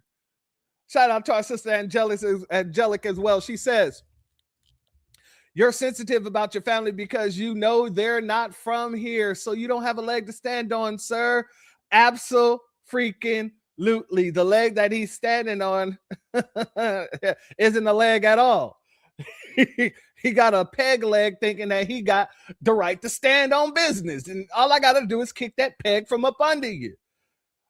It is a fallacy, sir. Shout out to Factavius Prime in the building. Much love to you. What is this? Somalian Mafia Crips stole everything. Not Somalian Mafia Crips. SMCs, huh? But family, when I say they know that they're not gaining any traction, they're not winning nothing, they're not winning over the crowd at all, you can tell they're getting more and more desperate because they're putting out video clips like this. Now wait until you hear this, family. To every black woman who survived 2025, the most deceptive, disrespected person. So they're taking Malcolm X's speech where he talked about the black woman being the most disrespected, and they're putting a bunch of tethers and bootlicks into the clip as if they actually rep black people. Don't tell me that the most disrespected people are black women while placing a bunch of people that consistently disrespects the black community overall. Not just black women, black men, black children. Let's get into it. The most disrespected person in America is the black woman. The most unprotected person in America. The first four people off the back is a hell to the now. America is the black woman. The most neglected person in America is the first six is a hell to the no. All, exactly, my sister, all mammies. Let's continue. Black woman. I'm so sick of people telling me what I can and can't wear. Sick of people telling me what I should do with my hair. Sick of my worth being determined by how much pain I can. All right, we're going to stop there. Joy Reid, ladies and gentlemen. I would have let the rest of the clip play through, but I forgot that there's a music attached to it. Excuse me. You know what I'll do? I'll put it on silent. And I'll play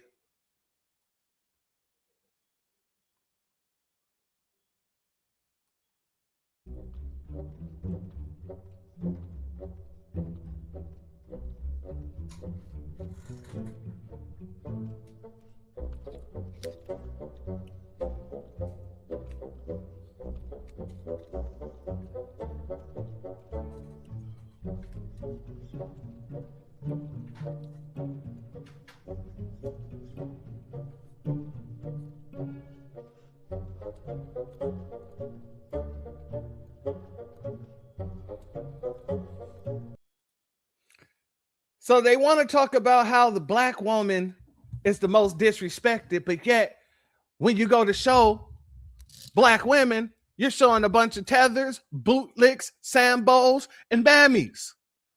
People who've all gone against the black community. They threw Angel Reese up in there and Beyonce in there. Okay, cool. But then you got Cardi B. Then you got Meg Thee Stallion. Then you see what I'm saying, family? They just slid in a bunch of women thinking that this was going to eat. This stayed on the table as a cold bowl of slop. The Tethers ain't even eating it, and they're known for eating slop.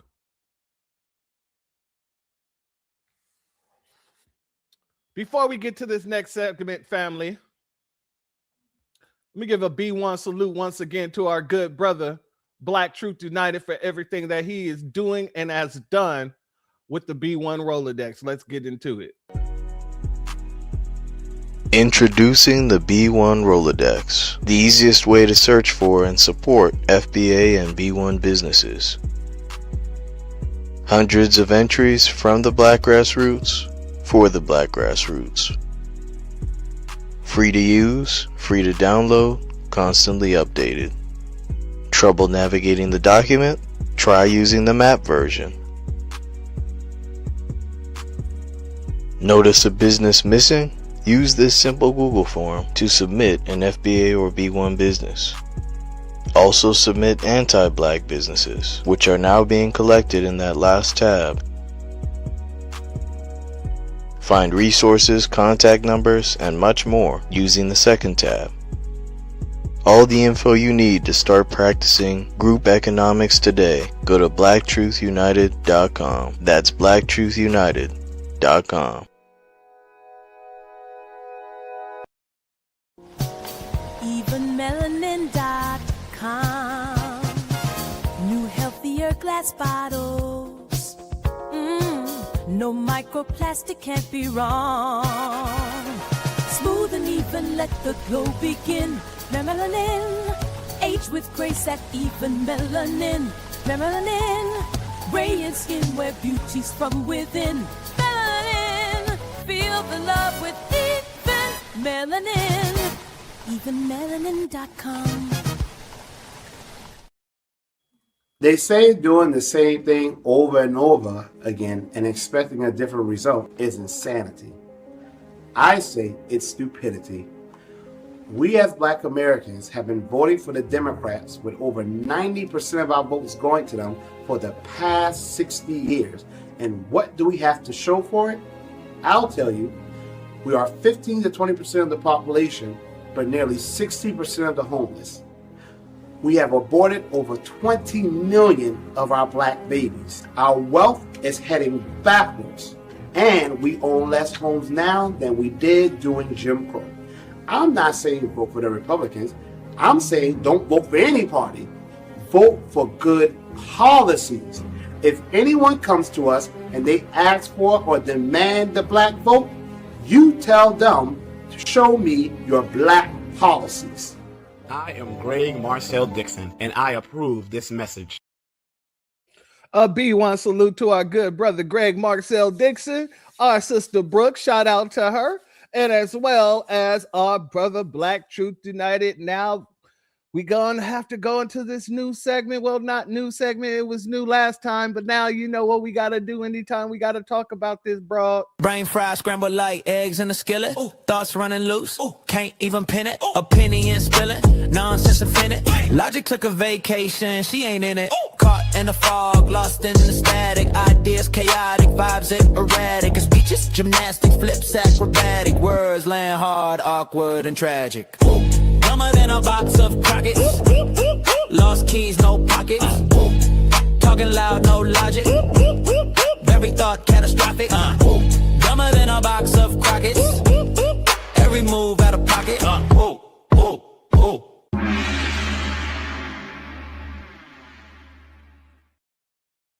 Yes. And our sister Angelic, you know what happens whenever someone puts that in the chat. You know what we gotta do? Send in the clowns. Shout out to you, my good sister. Now, family, Jasmine Crockett has announced her run for senator here in the state of Texas. Now, she did it in a very odd way. She posted this and then deleted it. And I'm going to show you why. Let's go. How about this new one they have? Their new star, Crockett. How about her? She's the new star of the Democrat Party, Jasmine Crockett. They're in big trouble. But you have this woman, Crockett. She's a very low IQ person. I watched her speak the other day. She's definitely a low IQ person. Crockett. Oh, man. Oh, man. She's a very low IQ person. Somebody said the other day she's one of the leaders of the party. I said, you got to be kidding. Now they're going to rely on Crockett. Crockett's going to bring them back.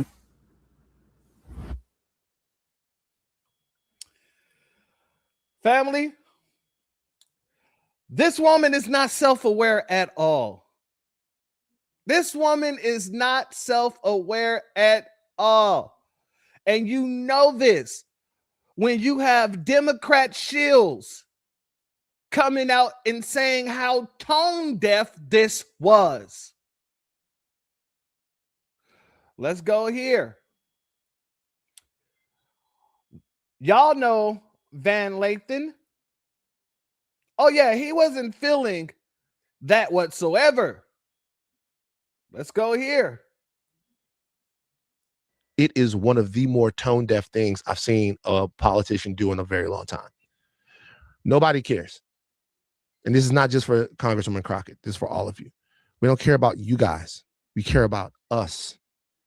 It is one of the more tone deaf things I've seen a politician do in a very long time. Nobody cares. And this is not just for Congresswoman Crockett. This is for all of you. We don't care about you guys.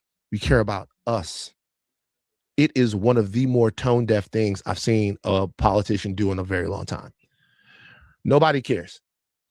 And this is not just for Congresswoman Crockett. This is for all of you. We don't care about you guys. We care about us.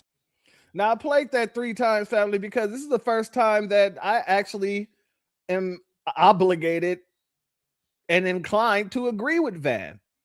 The only time.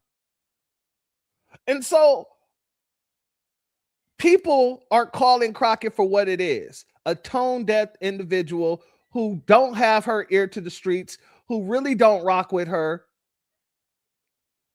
Well, she really don't understand how much people don't rock with her. Let me rephrase that. And it was just stupid.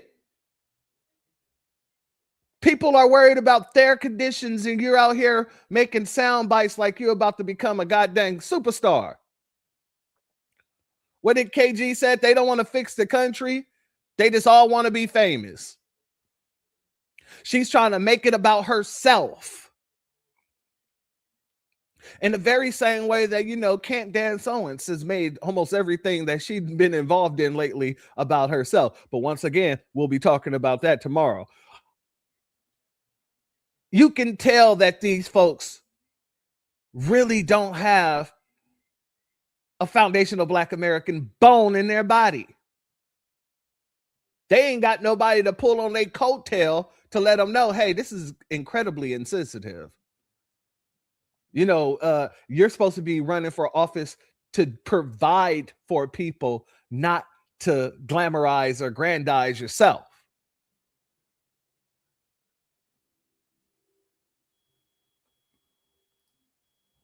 Shout out to our brother Cool Keezy. He said the thing is she is smarter than all of us, and we're not.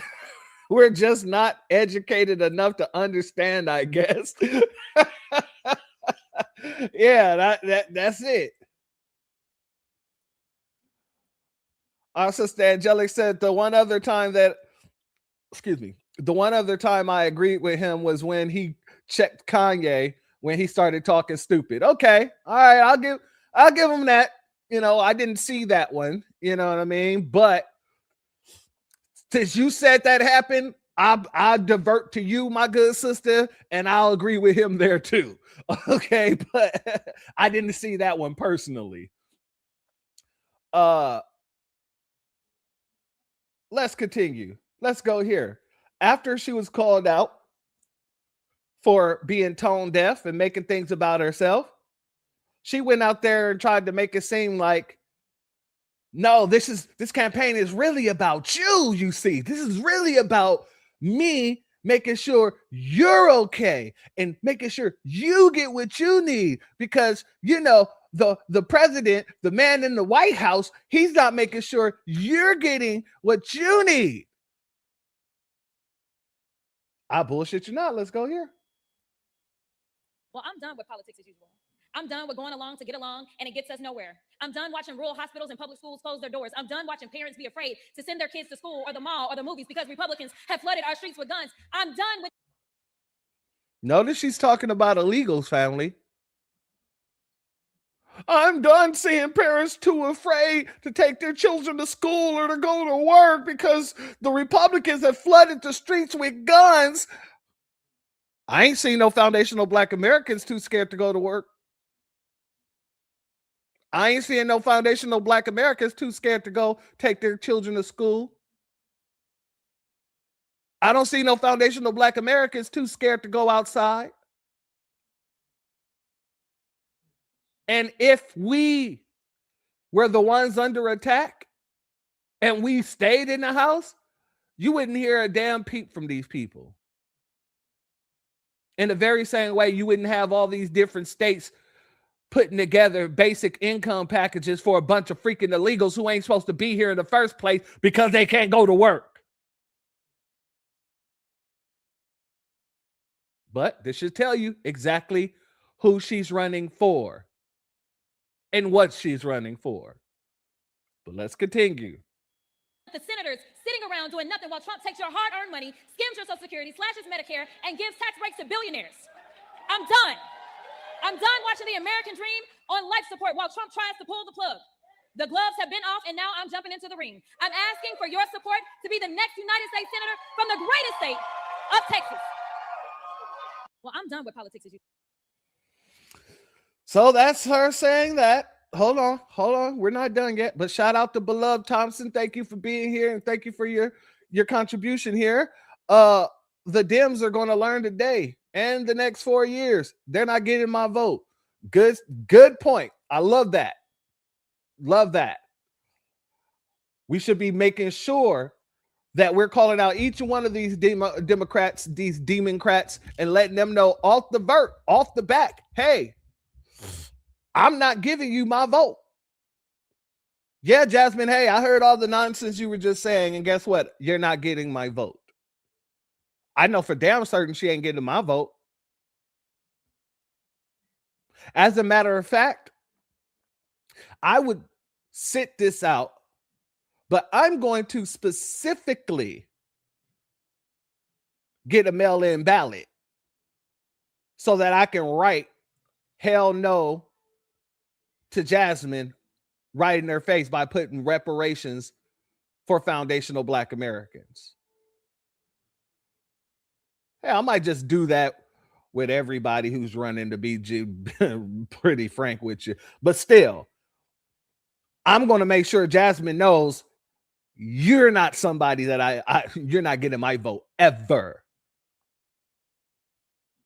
Let's be very clear. This is what she's out here trying to make people believe. When Texas turns blue, it won't be. She's trying to turn Texas blue, family. Texas. Out of all the places. Texas. Okay. When Texas turns blue, it won't be because of any one candidate, but because of each and every one of you doing your part. Turning Texas blue is what I want to talk to y'all about today. Now, there are those that say, ain't no way, we done tried it 50 kinds of ways. Let me be clear, y'all ain't never tried it the JC way. Now she's calling herself JC? What is she, a city girl? She's trying her hardest to be a city girl. Shout out to our sister Lachey Davis in the building. Much love to you. Jasmine, hell to the no. You're not getting my vote. Get those those immigrant votes. Hey, I'm with you there. I am with you there. No lineage-based policy, no vote. Absolutely. Good luck with that, Jasmine. Good. She gonna need all the luck in the world. She gonna need a rabbit foot from another planet, the planet of luck.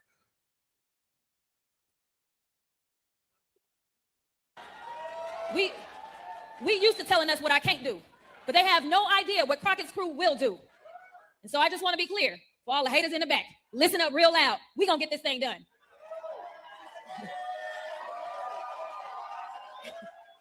So they tell us that Texas is red.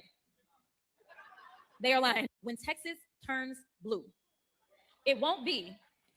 She said, they tell us Texas is red. Someone says they're lying, and she says they're lying. These are people operating outside of the realms of reality. Hell, let the last election tell it. Most of the United States of America is red. At least according to the last election.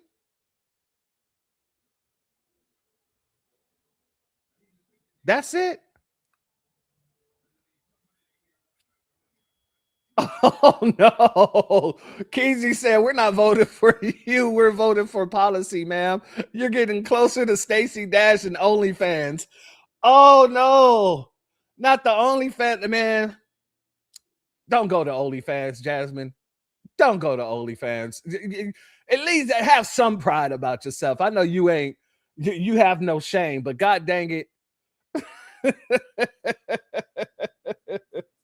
I don't know. Maybe Jasmine will be able to make a little money on OnlyFans. You know what I'm saying? You know, she catered to the tethers and the Sambos, the bootlicks. You know, I'm just wondering what her OnlyFans name would be. Crock out. I don't know. Delulu Crockett.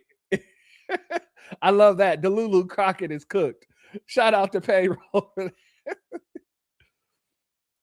She'll be selling those feet pics in no time.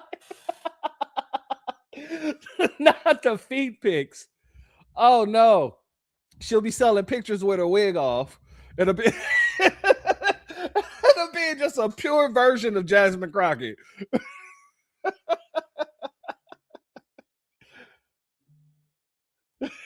Not if she takes that wig off. Oh. What wig am I wearing today? Yeah. William said, I think she's aged out of OnlyFans. Hey, like I said, you know what I mean? Maybe she needs to start Only Tethers. You know, she can go over there and get all the monies. Get all the monies. What? Only Jasmine's. Let me see that. Licking on turtle dicks. Oh, she would have to do a bunch of weird shit like that in order to get that money up. I'm gonna be 100 with you. Let's go here, family. Because the Speaker Johnson, they asked him how he feel about Jasmine saying she's running for the Senate. And here's his reply.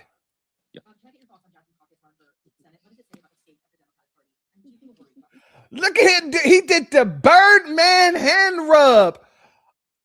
He did the Birdman hand rub because Jasmine Crockett has said she's running for the Senate. Bro, you cannot make this up.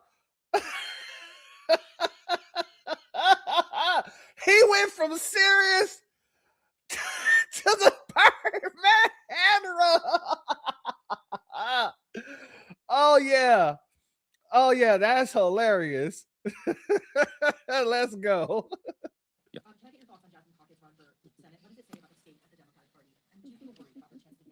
I'm absolutely delighted that Jasmine Crockett is running for Senate in Texas. I think it's one of the greatest things that's happened to the Republican Party in a long, long time.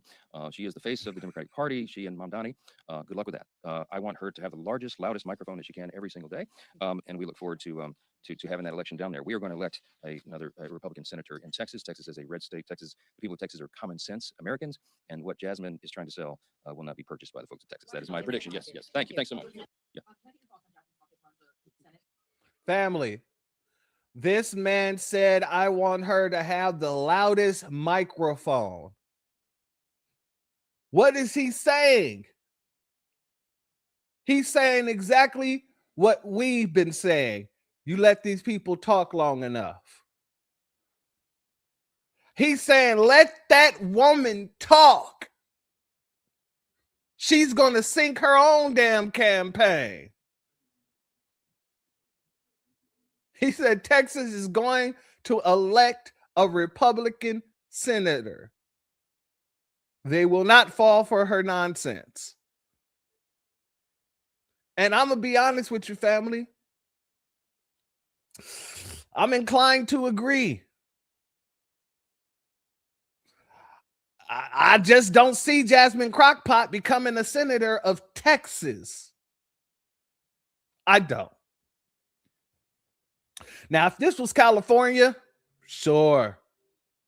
If it was Vegas, possibly. Oregon? Oh, absolutely. But this is Texas we're talking about. Texas.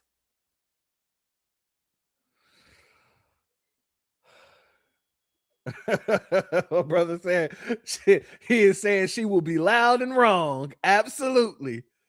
And the louder she get, the wronger she becomes, and the more people see that you are not there or meant to be. Especially for me. Yeah, Crockett, you might want to start looking at other areas to move to. You might want to run in a different state. Because Texas ain't going to be what you think or expect you're going to get out of Texas. Hey, you say Texas ain't having it? I'm telling you right now, I don't ever see a future. And there are multitudes, if people believe in multiple timelines, there is no timeline where Texas votes for Jasmine Crockett for the Senate. There's just none. There is none.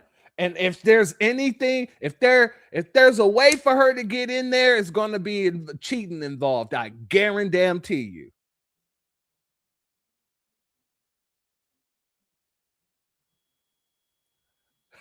They're just letting herself hang her own self. Translation, absolutely.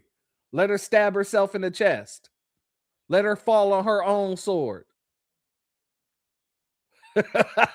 It will be a flawless victory. Smoke wins.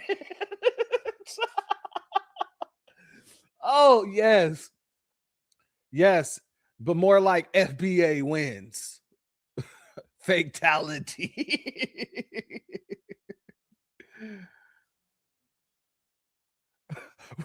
You ain't right for this, my sister. She said, where there's a wig, there's a way. Oh, man, you ain't right. You ain't right.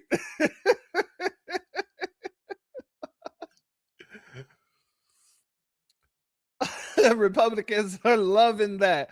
Come on, girl. You think you can beat Bubba them? Oh, yeah. They're waiting on her. As soon as the polls open, you're going to have all kind of pickup trucks rolling down there talking about, yeehaw! 4 tough pickup trucks. I guarantee you. Let's go here, family. Because after she heard that, you know what she had to do. She started getting on the news circuits like they all do. Once they get loud, very loud, and become the face of the party, and now they want to run for senator, they got to go on this news circuit. Go on this news circuit. Go on this news tour. And in everything she's saying, Jasmine is still saying nothing.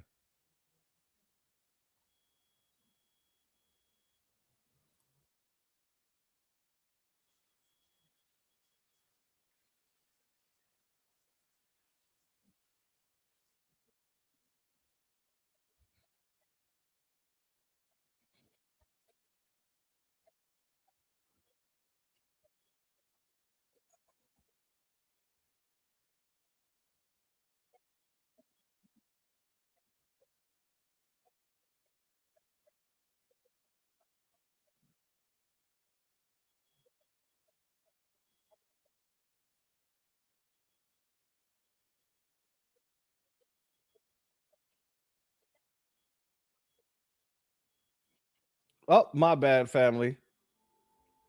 I didn't even switch it over. Let's go here. I think my message is very much a mainstream message. I don't know who disagrees with the fact that affordability is a real thing, except for the president who says it's a Democratic hoax. But when somebody goes to the grocery store nowadays, whether it's in East Texas or whether it's right here in Dallas, Texas, or whether it's in Austin or West Texas, let me tell you, they are looking at those grocery prices and they are thinking we deserve better. Knowing that we do the amount of trade that we do in the state of Texas, yet right now there are these unwarranted tariff wars that is directly impacting us, knowing that we do agriculture big in Texas. We do everything bigger in Texas, but we do ag big, and understanding that we are hitting record-breaking bankruptcy filings by our farmers. Listen, my message is real simple. I'm looking out for you, your survival, and the survival of your kids as it relates to affordability, being able to actually go and access healthcare, being able to send your child to school, being able to afford a roof over your head. If that's not, what Trump supporters want, then fine. Then they absolutely won't listen to me. But I'm here for the everyday person, the person that's not the billionaire on the list that Trump has decided to take care of.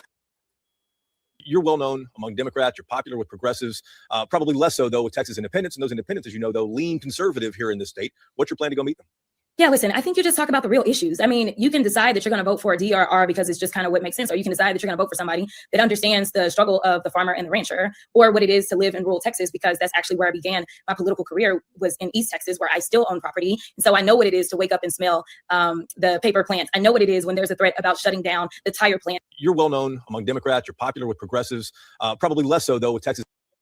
So here is the reality. I don't think anyone who is super in love with Trump would ever vote for me or any other Democrat. That is just the reality. I think what it is who is going to talk to people and make them understand that they will fight for them. That is why you have Mandami Trump voters. That is why you have AOC Trump voters. That is why you had Obama Trump voters. Let me tell you something. Mandami has not backed down whatsoever from his rhetoric against the president. In the Oval Office, he stood there and he said what he said about him being a fascist, yet he was able to win those voters. So Democrats that believe the only way that you can win is by being soft and sounding like a Republican, that is not true. What people are looking for are people that are tough and are fighters and are going to fight for them, fight for better healthcare, fight for access to jobs, fight for education. That is what they're looking for, and that's what it is that I have to offer. Now, Congressman, I just got one final question for you before I let you go, and that is, I want to get your response to one of your Republican opponents, Senator Cornyn, who's running for re-election, may not win. He said that he called you a grifter, and he said that he was hardly hiding his glee. What do you say to Senator Cornyn? Okay, I love the shade that you just threw. Yeah, baby, you need to focus on your own race. I'm just saying, you're the one that is absolutely going to a runoff. That part I do know. Second of all, I mean, I know that like Senator Cornyn wants to project this angst and hate against me, but I'm gonna just say, go look at the receipts. I disagree with the senator on a lot of policy decisions, but I have to be perfectly honest. The Republicans have used it against him that I actually have never really had bad things to say about him. Obviously, we disagree, and so I say bad things about the things that he's done, but he doesn't have Trump's endorsement. And so right now he's flailing. He has been a normal Republican, and right now that is not wanted in this party. And so I get that the senator right now feels like he's got to do this so he can feel like he's MAGA, but just look at the record. Yes, he's been voting with Trump a lot here recently, but the reality is that Senator Cornyn has consistently worked across the aisle. And I can say that, and I can say that I've worked with Senator Cornyn. I can tell you that he has never been attitudinal towards me in person whatsoever. In fact, he's always been friendly towards me. And frankly, if he does make it through this primary, I still plan to be friendly towards him, because at the end of the day, I'm gonna be real with you and tell you that this has nothing to do with me or Cornyn. It has everything to do with Texas. It has everything to do with our democracy in this country. In fact, I have said over and over that this is bigger than Texas. This is about who we are going to be and what our future will look like. This seat in and of itself has the power to flip power in the Senate. That flips it for the entire country. And that's why in this campaign, because of the work that I've done, not only in my state, but I've done outside of the state on behalf of people everywhere from Pennsylvania to North Carolina to Michigan to California to Florida to all throughout the country, Arizona and more. I've been calling. So, when people are like, what were you doing? I was making phone calls. I was making phone calls to make sure that this wasn't going to be me by myself, that there was going to be people that were saying, you know what, we were happy that you came and you helped us out when it came down to Prop 50. We were happy that you came and helped us out to make sure that we could retain those judges in Pennsylvania. We were happy that you came to Virginia to make sure that we could have a Governor Spanberger. We were happy about that. And we agree, Congresswoman, we've got your back. And so our teams that have organized on the ground in our states, we've got your back, and we're going to organize and we're going to help you in Texas. So we are not just going to rely on those that are right here at home. We are trying to bring everybody into this fight, because this is a fight literally for everybody in this country. Shout out to our sister. Oh, no, this isn't the one. This one. Shout out to our sister Aquarius Minded. You would think with all that money she's making, she would buy better wigs. And you know what? It looks like she buys one wig and wear it until it expires. She done went through a whole makeover, because y'all remember Jasmine didn't dress like this. Her hair wasn't as laid like this. But I think that everything that she bought in the month that they gave her a makeover, The only wig that they bought was this wig. This is my guess. She's going to wear this wig until it expires. That's my guess. Shout out to Affectionate Earth in the building. Much love to you. Well, family, she didn't just hit the Chitlin circuit. Excuse me, not the Chitlin circuit, the news circuit, doing her rounds. She made sure to do it in Congress too. Let's go here. I must tell you that as you spoke, my little pen got to going, as well as a couple of other people up here, because you said something to the effect of slick con man calling and tricking people. I thought that was profound, because it seems like that's how we got into this mess. A slick con man has tried to convince people that healthcare should not be available to everyone. And that's why right now there are millions of Americans that have no understanding of what will happen. They don't know if they are going to lose their health insurance or not. And frankly, after the big ugly bill was passed, we know that there's going to be a minimum of 17 million people that will lose their coverage. But let's talk about these subsidies, because that's what we're here to talk about today. In a matter of days, Americans across the country will either begin paying thousands of dollars more per month for health insurance or losing their coverage entirely. In fact, more than 350,000 people, all of whom live in districts represented by Republicans on this committee, will lose their coverage entirely. 25,000 of Chairman Jordan's constituents will lose coverage. 30,000 of Chairman Van Drew's constituents will lose coverage. 20,000 of Chairman Fitzgerald's constituents will lose coverage. They have the opportunity right now to sign the House Democrats' discharge petition to force a vote to extend the Affordable Care Act tax subsidies for 3 years. I appreciate that the chairman said that he doesn't feel like it should be permanent. I appreciate that it sounds like the chairman also did not have a fix. But what the chairman did not say is whether or not he would sign the discharge petition, which is only asking for an extension. And considering the fact that the last time I checked, the House, the Senate, and the White House are run by Republicans, hopefully within the next 3 years, they could actually find a plan. But nevertheless, I invite my colleagues on the other side of the aisle to do right, not by my constituents, but by their own. Instead, they've called this performative hearing to try to distract the American people from what is about to hit them. The fact that they have sold out their constituents because Donald Trump and their billionaire donors told them to do so. Their fake concern for fraud, waste, and abuse, and their talking points on lowering the cost of living, well, it's all BS. Every single bit of it. They gave these billionaires permanent tax cuts, and they are sacrificing the average American to pay for it. They canceled grants that schools were using to improve student outcomes. They stole resources that farmers and rural communities used to expand local food systems. They took resources from preschool and early childhood education programs. They dismantled programs that helped tackle homelessness and assist seniors. They eliminated medical research grants that have helped thousands of people battling cancer and Alzheimer's. They've done all that, but won't even help their constituents see a doctor, buy food, pay rent, or pay for childcare. They're okay with corporate socialism, but if you're a teacher or a police officer or a student or a sanitation worker, if you're living paycheck to paycheck, if you can't afford childcare, if you can't pay your rent, if you can't feed your children, if you can't afford to pay for college, if you're struggling with medical debt, well, you're SOL in Trump's America. I just want one day for Jasmine to be talking and her wig just falls flat off of her head. I just want that so badly. Every time I see her in the wig, it seems like it's getting pushed farther and farther back anyway. I hope that it is a tether doing her wigs so that one day, just out of nowhere, when she's talking this nonsense, her wig just flops right back. And I want the news to be watching. I want all eyes on her. And I want the whole dang House of Republicans, the House of Representatives, to laugh their ass off. Yes, that would hurt her soul. And that would just tickle the hell out of mine. I promise you, that would be an answer of my prayers. I would have to go and give away like $200 to the family on the street. So just have to go do it. You know what I'm saying? Since the Most High blessed me, I would have to go and bless others because of that. You too? Yeah. And it's Angelic said, trust me, she had a few close calls. God dang it, not close enough. It needs to fall. Just fall. Let gravity take its role. Keezy says she out here creasing her hair. I hope that crease get too heavy and it just fall back. Come on. What'd you say? She'd sell it on eBay for $20K later. Oh, yes. That would be a beautiful sight. I'm telling you, in that tethered forehead, you never know what's going to stay on it. That's what I'm saying. I just wanted to slide on back. No, you didn't. She got the whole wig in her hands. She got the whole wig in her hands. Oh man, y'all ain't right. Y'all ain't right. This is why I love y'all. Y'all be flaming.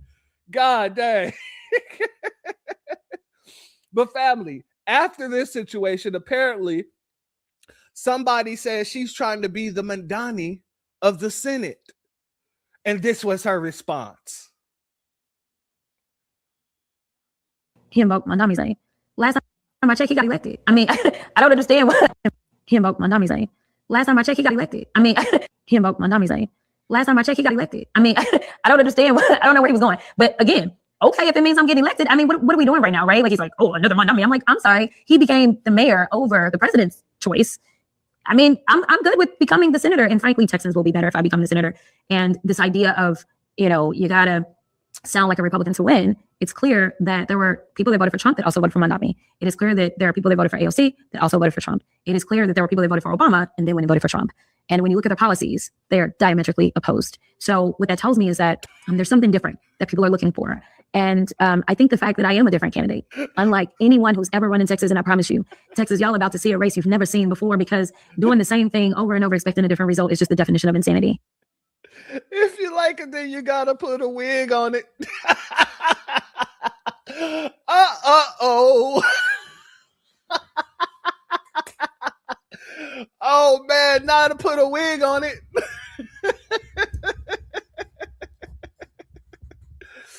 Oh man, hey family, these people are going out bad right now. When I say going out bad, they are going out bad. And the family ain't falling for the chicanery. Let's go here. One thing I know about Republicans up on Capitol Hill is when they tell you they're going to do something, they've already done it. The plan has been finalized and they've moved on to the next objective. Okay, so by the time the public finds out about it, it's already too late. You can't do anything about it. Why do I say all of this? Because if you do a simple Google search in regards to why Jasmine Crockett is running for senator, she did not get the blessing from the Democratic Party. She was convinced by the Republican Party via the Republican Senatorial Convention to run for Senate. I didn't put two and two together until I seen the video of the Speaker of the House talking about, we are happy that she is running. We want her to run. And I'm like, why? And then I went on her website. This is not about the people of Texas. She don't give a fuck about the people of Texas. She's running for Senate because of her ego. Because her ego is bruised due to the fact that she's the first sitting congresswoman to lose her district. And while people in the comment section do not have the intellectual range or comprehension to know the difference between seat and district, she didn't lose her seat because by law, she's still a sitting member of Congress. It's just she don't have a district. But the reason why she lost her district, outside of the fact that it was gerrymandered, was all by design when she decided that she wanted to wage war on the Republican Party by herself. She has no allies. And while y'all sitting there attacking me, talking about that I have to, pledge fealty or loyalty to her all because she's a black woman, I don't subscribe to identity politics, never have and never will.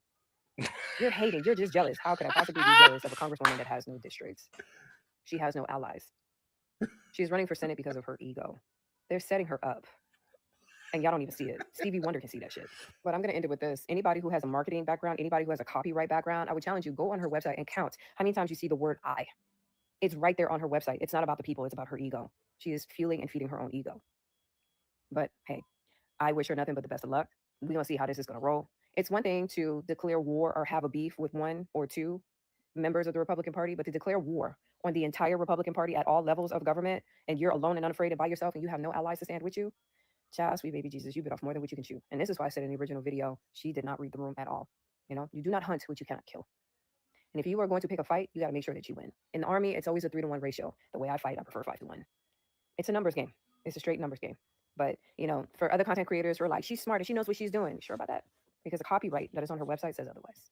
But hey, you ain't got to listen to me. I'm just a nerd that's really, really adept at politics and what's going on around in society. Shout out to that sister because she's absolutely correct. And shout out to Rosemary for this. This right here, this one takes the cake. This little wig of mine is covering my forehead shine. Whoa. Oh man, that is amazing. This little wig of mine is covering my forehead shine. Oh Lord, gotta cover my forehead shine. Get it. Shout out to you for that one. That takes the damn cake. I'm telling you, man, ain't nobody do it like we do it. I'll tell you, 100% full family. Oh, family, but the family ain't just calling her out on that end. They're actually saying, oh, I can't wait until she gets into the debate. Because when she gets into the debate, oh, she ain't going to have nowhere to go. All she's going to do is talk in circles. Let's go here, family. Yeah, this is what everybody's been waiting on. Early Christmas present for me. Yeah, you ain't going to be able to duck this one, Jasmine. Yeah, you ducked Byron Donald's debate. You got up out of that. You can't run away from this. All that, child. Yeah, we're going to see. Now it's the real deal, Holyfield. Yeah, black conservative against black Democrat donkey. Now let's see the difference. We're going to see the difference now. She can't duck this debate, and my boy is ready. Listen to him. Never been African-American or black man to serve in any statewide offices in Texas. Well, there's actually also never been an Apache pilot to serve in these roles. There's also never been a West Point grad. There's also never been somebody that has the lineage of my family of 60 years worth of military service. And look, I am a black man that's currently elected in a white majority district that President Trump would have won by 20 points. The color of my skin is completely irrelevant. What people need to know is I bleed Texas. If I'm the first black man in this role, I guess that's great. But I would also like to say that I'm a lot of things before you want to talk about the color of my skin. I am a very proud veteran. I am a father. I am a husband. Most importantly, I am a follower of Christ. And that's exactly what Texans want. And I believe that they could really care less about what I look like. Yeah. Let me just say this. You don't get my vote either. If y'all didn't hear what this man just said, he basically pulled the Roland Martin. I'm many things before I'm a black man. Let's go back. I want y'all to hear it. There's also never been an Apache pilot to serve in these roles. There's also never been a West Point grad. There's also never been somebody that has the lineage of my family of 60 years worth of military service. And look, I am a black man that's currently elected in a white majority district that President Trump would have won by 20 points. The color of my skin is completely irrelevant. What people need to know is I bleed Texas. If I'm the first black man in this role, I guess that's great. But I would also like to say that I'm a lot of things before you want to talk about the color of my skin. I am a very proud veteran. I am a father. I am a husband. Most importantly, I am a follower of Christ. And that's exactly what Texans want. And I believe that they could really care less about what I look like. Yeah, game times. No, buddy. No. I'm a man. I'm a Christian. I'm a veteran. I'm a lot of things before black. No. So good luck to the both of you, whoever takes it. And I know Jasmine won't be taking it. But still, I don't know. Maybe there'll be a third candidate tossed up in there in the meantime, in between time. However, I'm telling you right now, neither one of you are going to be guarding or getting any of the foundational Black American vote. That's how that's going to work. But let's let this dude talk. His excitement. Less about what I look like. Yeah, game time's over. Game time's over. Wesley, get her. Gotham Ghetto Gospel. So that's that. People are waiting. And while they wait, people are trying to destroy, and not trying to, they're destroying the image, and they're putting out receipts on Jasmine Crockett while they wait. Let's go here. I challenge somebody to go and find a clip of a Democrat invoking violence. Let's extinguish him for good. I will go and take Trump out tonight. We're going to fight it in the courts. We're going to fight it in the streets. When they go low, we're going to bury them below the Capitol. That's what we're going to do. We take them to the mud and choke them out. You know, there needs to be unrest in the streets for as long as there's unrest in our lives. I just don't even know why there aren't uprisings all over the country. Maybe there will be. We're walking down a damn different path. We're fighting fire with fire. We're going to punch these sons of bitches in the mouth. I'll take you behind the gym and beat the hell out of them. Punch back, kick back, jump over their heads, and win some fucking power. Fight back, punch back, and make sure that they stay down. And you know what? Kick them when they're down because they deserve it. I think that you punch. I think you punch. I think you're okay. You okay with punching? We are at war. And that's why the gloves are off. And I say, bring it on. We are not only going to punch you back, but we are going to knock you out. Like we're in a war right now to save this country. And so you have to be willing to do whatever is necessary in order to save the country. Well, I am here to tell you not only are we going to punch back, but we're about to beat you down. And goddamn it, shut down the city. We are at war. When they go low, we can. Even in states where Donald Trump won big, that it does you any good running away from Donald Trump. I think you need to go back and punch him in the face. Let's make sure we show up wherever we have to show up. And if you see anybody from that cabinet in a restaurant, in a department store, at a gasoline station, you get out and you create a crowd. And you push back on them. And you tell them they're not welcome anymore, anywhere. I challenge somebody to go. Well, that was put out by the Republican Party, apparently, and yeah, they did a pretty damn good job of that. I'm gonna be honest with you, a damn good job. But family, yeah, like I said, they're pulling out all kinds of receipts. Let's go to this receipt here. What about the criticism, one more, the criticism where some people have said, I know you've seen it on social media, where people are saying that some of them aren't going to vote for you because of this pro-Israel stance. What do you have to say about that? What I have to say is that people need to start to do their research and stop falling for the clickbait. Listen, if you loved me before, then what has changed? You can always look at my voting record and know what it is that I have and haven't voted for, but it's quite intellectually lazy if you just sit there and let somebody else tell you something and you don't go and get the full picture. You can always look at my FEC filings and find whatever information it is that you seek. So what I will tell you is that I'm not going to be distracted, because at the end of the day, I can tell you that Texans are concerned about the fact that we lead in uninsured in this country. Oh, family, I don't know. Oh, that just deleted my damn video clip. All right, so let me just say this real quick before we move to the next one, the next clip here, because I don't know why that just deleted the damn clip. That makes no sense. But when she said you can look at my FEC records and see who is donating to me and things like that, that's a farce in itself. Whenever someone tells you to look at the FEC records, you can tell who is donating to me. They're counting on the fact that you don't know the connections in between the NGOs and the super PACs and all these different private company sectors that invest in or put money on their campaigns that are actually funneled through Israel or funneled through people like George Soros or his sons. So when you go, you can go and ask ChatGPT to pull up everybody that George Soros has funded in the Democratic Party. And if not George Soros, then his sons or any other members of his family. What ChatGPT will do is let you know exactly what I just said. You might not see direct contributions directly to these people. However, certain funding packs, super PACs, and things like that will be funding those folks. And that's how they have plausible deniability. They can say, well, I didn't get any money from George Soros, even though they're getting the money from George Soros campaign packs or George Soros companies, sister companies, and things like that.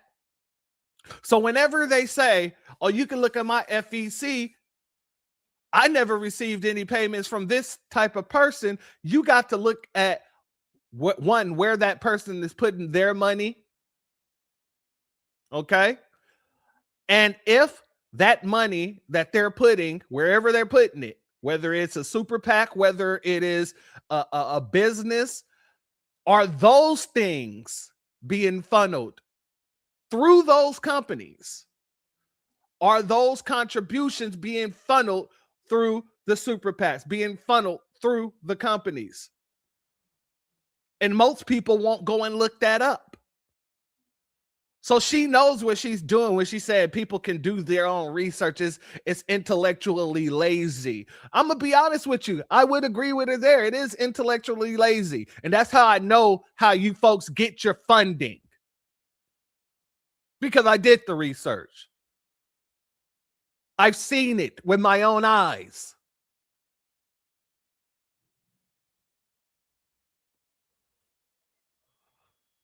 Let's go over here, family.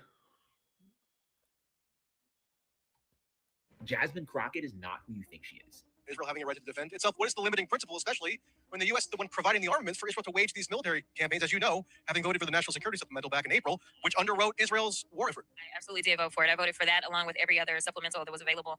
And I will tell you this. It is important that people understand what diplomacy looks like. And it looks like And she just said you could check her voter record and everything else, right? But she just told you right here that she did vote in order to help fund Israel and all this other stuff.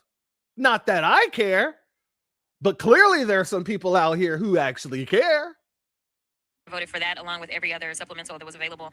And I will tell you this, it is important that people understand what diplomacy looks like. And it looks like the fact that this relationship between Israel and the United States has existed since before I was born. And guess what? This relationship will continue on in perpetuity even after I'm gone. But why though? Why should our relationship with Israel exist in perpetuity like it's some kind of deity? That's just super weird. And what's also kind of weird is that according to AIPAC tracker, Jasmine Crockett doesn't take money from the Israel lobby, but she still votes to enable genocide in Palestine and support censorship bills attempting to criminalize criticism of Israel. Like, why is she doing this? Well, I did some digging, and while yes, it is true that Jasmine Crockett doesn't take money directly from AIPAC, I was able to find this receipt, which is super interesting, that documents a sponsorship from the American Israel Education Foundation to Ms. Crockett for the tune of $24,000 for her to, quote, attend meetings with election officials of Israel while also visiting the country's holy and historical sites. Like, why is an American congresswoman meeting with Israeli election officials? And what is the American Israel Education Foundation? Well, it is a sister organization of AIPAC that handles, quote, education work rather than lobbying. Education or re-education? For some reason, this image comes to mind for me. If you know, you know. I will say this, though. Ms. Crockett definitely passed with flying colors, saying, quote, on the 75th birthday of Israel, let's continue to dedicate ourselves to peace and prosperity. Here's to another 75. Tweets like this don't come free, guys. In fact, I would venture if I were to block this name, you would have a hard time telling whether this was Jasmine Crockett or Benjamin Netanyahu. And maybe that's the point. Family, like I said, she's being called out left and right. All these Democrats are really being called out left and right, to be honest with you, family. Here's another thing. And I was going to play a few more clips, but I'm just going to jump to the end because we're getting late here, winding down. And I'm going to save the rest of this for another broadcast later this week, because I want to talk about Crackhead Crockett saying this. So I had to go around the country and educate people about what immigrants do for this country, or the fact that we are a country of immigrants. Right, right. The fact is, ain't none of y'all trying to go and farm right now. Okay, so I'm lying. Raise your hands. You're not. You're not. We done picking cotton. We are. You can't pay us enough to find a plantation. I know that's right. So I had to. So, family, we're going to, later in this week, we're going to be listening to the panel on the impact of U.S. immigration policies on Black Americans from July 2024 later on this week. So please make sure to tune in for that, because this right here combats everything this weirdo just said. But it's going to be a long one, so I don't want to do this today. So we'll be doing this later in the week. But let me end with this, family, because while all these folks are out here saying nothing,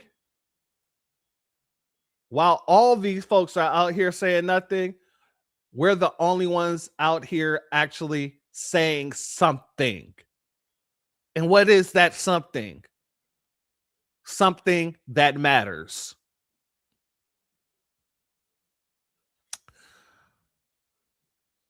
We're talking about reparations.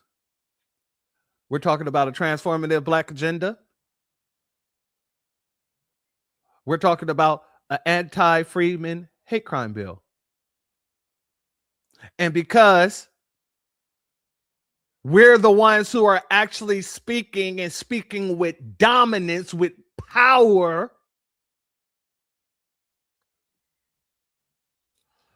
the rest of the folks are listening. And because the rest of the folks are listening, they're trying to silence the people who are actually saying something. Let's go here. Shout out to our good sister Brooke for her comment here. And shout out to everybody that donated to our sister Brooke and brother Divine to make sure that they were able to make it to this conference here, this committee. Let's go here. I must correct Dr. Pryor. Nations such as Nigeria, Ghana, Benin, and Burkina Faso were not innocent bystanders in the transatlantic slave triangle. They were willing participants. When European slave purchasers informed African suppliers that enslaved captives had overthrown ships, those suppliers responded by starving, drugging, and spiritually subduing the captives to make Europeans' journeys easier and rebellions less likely. On current tours of dungeons today, Africans themselves admit that they held our forefathers there and performed rituals meant to erase the captive's memory from this life and the next. What was left unsaid is that Black mothers have suffered not only from drugs that they may have taken, but also from drugs administered by the hospitals during childbirth. And let's be clear, there are no poppy fields in New York. There are no fentanyl labs here. The US government has allowed waves of immigration that brought drugs into freedmen communities, fueling destruction alongside gentrification, erasure, and removal. When Black Americans began to fight the war on us using drugs with acupuncture and other healing practices, the US government criminalized them, framed them, and locked them away. Once imprisoned there, they were subject to the same processes of control and erasure that the scholars spoke of earlier. Governor Kathy Hochul supports convict leasing and wants to expand it with private companies. She signed a bill to expunge the records for good behavior, but what she doesn't say is that she wants to lock you up first, remove you from your family, and put you behind bars. Then, if you behave, she pretends it never happened. The tragedy of Khalif Browder's suicide and his mother's death from heartbreak shows us the damage is already done long before any record is clear. But reparations are not about Africa's role or even the symptoms or what is called badges of slavery. Reparations are about what this government on this land did to a specific group of people, legally referred to as the freedmen or foundational Black American, as the title that we named ourselves. And so to piggyback on Dr. Ron Daniels' earlier statement regarding his desire to be here tonight, neither friend nor foe, nor rain, nor snow, nor obstacle, may be it foreign or domestic, will stop the freedmen from fighting for our reparations claim and receiving our long overdue reparations. I just want to end by saying thank you to the Foundational Black American Grassroots for supporting us and funding us in our tireless efforts in standing up for our birthright from this government called reparations. Thank you. A B1 salute to our sister Brooke. Much love to her. Everything that she just said, 100% spot the hell on. And it was so spot on that them folks tried to play on our sister Brooke's top. They basically tried to mess up her statement, her video statement. And then once they got called out, they came back and posted the full video. So let's go here, family. I want you all to hear what our sister Brooke told our brother Tariq about this situation. How you doing down there, Sister Brooke? Hold on, Sister Brooke, hop on a minute, because I heard you upset about something the other day.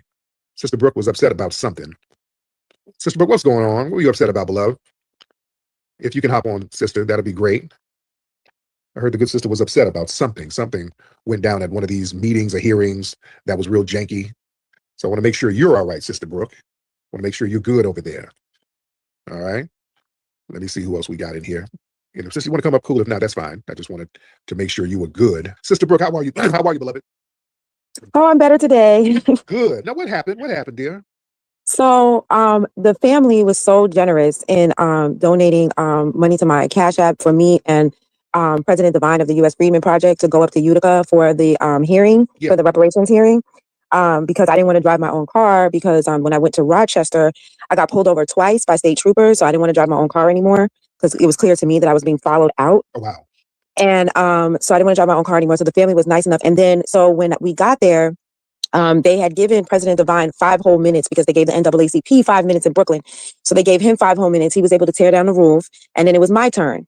And when it was my turn, they, on the live stream, they first cut my sound. And then they played a little piece of what I was saying that really didn't have any, much meat on it. And then they skipped the end of my speech where I thanked the family for, helping us get there. And then they skipped straight to the next person. Oh, wow. Wow. So I didn't know that happened on the live stream. So when we're driving home now, I watched President Devine's speech and then I went to go watch mine and it was a mess. And I didn't record it myself because I'm reading from my phone. It's a lot to try to record and do what you're doing at the same time. Like a lot of people sent me messages too that were tweeting me and I didn't answer because I'm writing my speech live while I'm there. Because while I listen to their BS, that's what my speech is about. My speech is usually about whatever BS they was talking about in there. So I'm writing my speech live in the audience. So I didn't get a chance to, return a lot of tweets or whatever. So, that's just an apology to those that tweeted me when I was there. But so when I'm driving home and I see that, and now I didn't have video to share with the family and what they donated for, and I felt like I had let the family down. And I was just really sad about it. Like, and then, President Devine and Brother Dan were both extremely encouraging, letting me know that, that the reason why they did it is because my words are so powerful. And I didn't feel powerful. I'll tell you that much. I felt disappointed, and, everybody knows that I'm, kind of emotional. So it just made me want to cry. Like, it just made me want to cry. And so, so yesterday, Brother Dan and other people in that TikTok space were just encouraging me, that, because I felt like I didn't have any video to show everyone who donated what they donated for. Right. And but then, and I have screenshots of my edited speech that they put up, that they, let live. And then when I woke up this morning or this afternoon, because, I got back really, really late last night. So when I woke up, they'd taken the video down altogether. Oh, wow. Wow. And then a few hours later, they put up there's my speech in its entirety. And Brother Dan was letting me know that, they're listening to me, because if they had not put my speech up in its entirety, my feeling of disappointment, would have changed into rage. Yeah. And my rage, I would have lashed back out, letting everyone know what they had done and how they sabotaged, my testimony. So, I put the video up. I put it in the chat. If you like, I could put it up in the Jumbotron. Yeah, put it up in the Jumbotron of the testimony. Yeah, because I called out the governor, and I believe that's, part of the reason why they didn't I called out the governor. I called out the fact that, Africans sold us into slavery. Mm-hmm. And so, because the presentation that they did was on, it was on the prison, how they've used prison against us. Yes. Yeah. And so because of that, I'm trying to put it up in the Jumbotron, but I'm not doing a good job of that. So they were talking about, they use the terms black and brown, how they've used the prison system against us. So I talked about the fact that Kathy Holcomb is all for convict leasing. Yeah. Yeah. And not only is she for convict leasing, but she, she just signed this bill not too long ago. That's the one where Lala was on stage with her, this bill to expunge, people's records. But what people don't understand is that she wants to lock you up first. Oh, ruin your life, ruin your family's life. And then if you're a good boy or girl, then she'll wipe your record clean. But by then the damage is already done. Right. And so, they neglected to put that up. And so, so those are, some different talking, and they had an expert, I'm doing the air quotes. They had an expert there talking about, how, we were stolen from Africa, and, I had to clear that up. Yeah. So they had, a number of reasons to mute my speech. And, so yeah, that was why I was upset. Put the stuff up in the Jumbotron. Put your Cash App up in there too, so everybody can hit up the Cash App. Oh, thank you. Indeed. Yeah. Okay. Indeed. And tell us what the Cash App is, right? And what's the Cash App? It's $ Brooke, BREUCK, $Brooke. BRU. UCK. Yeah. No, BREUCK. BRE. Yes, BREUCK. That's how you spell BREUCK, guys. $ Yes. BREUCK. Everybody hit up our sister because she does phenomenal work. And thank you.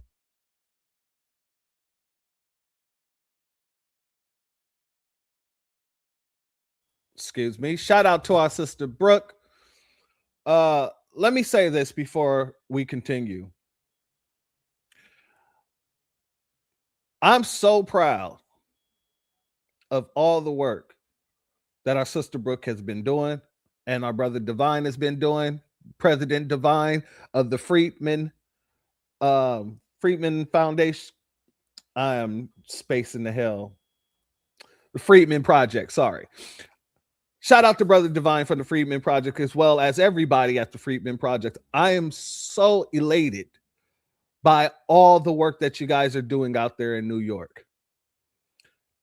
And Sister Brooke, you could never let us down. The very fact that they had to find a way to sabotage you shows us how powerful what you said was. Everything that you do is with the divine spirit of the ancestors. And they can't take that. And they don't like that. So no, we already understand there's going to be sabotage. We already understand there's going to be people who try to snatch that energy away, because we're bringing people to the forefront who's listening to people like Brooke, listening to people like Brother Divine, excuse me. And they're saying they're right. We're deserving of more than what you people are doing to us. And because you have that spirit, that divine spirit of the ancestors, you're speaking to the divine spirit within everyone else who has an attachment to our ancestors. So you could never disappoint us because they sabotaged you. All they did was expose themselves more. And all that does is make sure that we put every piece of energy we have into making sure you're there to continue to spoil every damn time they have one of those open mic situations, to spoil their feelings, to spoil how they feel.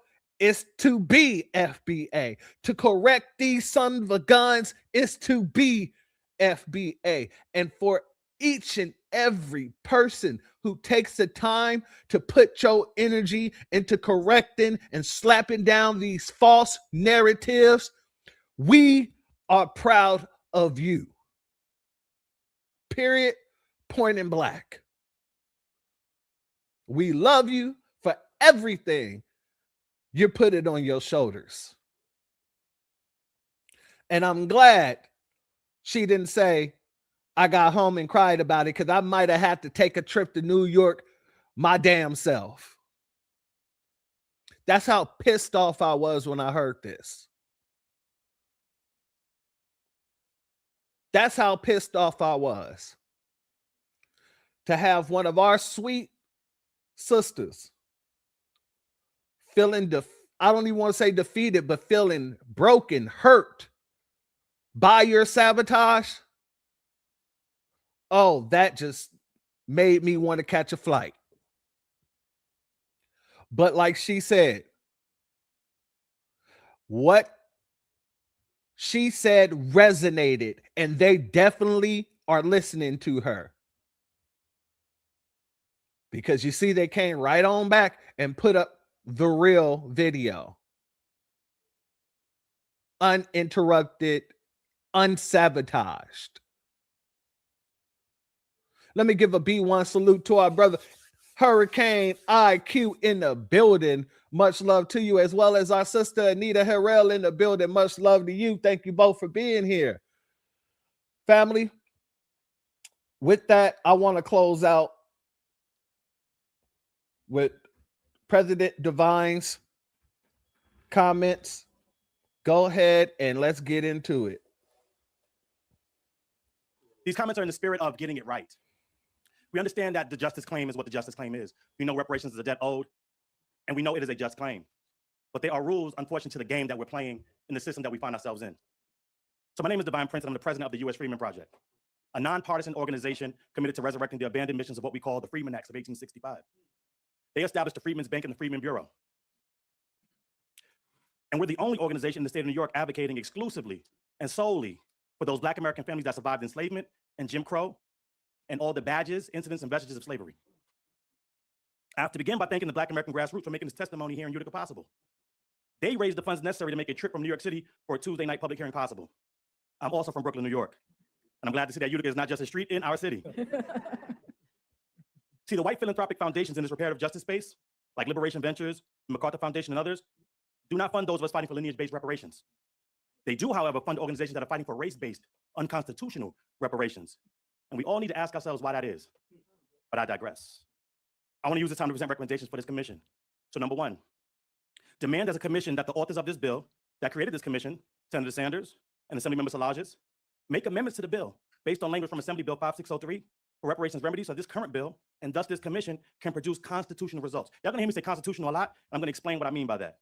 Number two, here at the state level, we should not be content with being outdone by what's taking place at the city level. I mean, we all work together in conjunction, but in the spirit of friendly competition, we shouldn't allow them to outdo us. And so if number one doesn't get done, at the very least, we need to follow the lead of the city level and separate racial justice from reparations. They sound the same, but they're very, very different. I'm seeing some head nods, so I'm in the right room. This commission should create a racial justice subcommittee that solely studies the racial justice for people of African descent and have a separate committee solely focused on reparations for who the debt actually has to be paid to. Those Black American families given the status of freedmen after winning the Civil War. Number 3, African Americans is defined as everybody and anybody with origins in any of the Black racial groups of Africa. That means continental Africans are African American, Afro-Caribbeans are African American, Afro-Latinos are African American, Afro-Asians are African American, and then Black Americans, or who I've said and labeled as American freedmen, are also African American. The second part of that trick.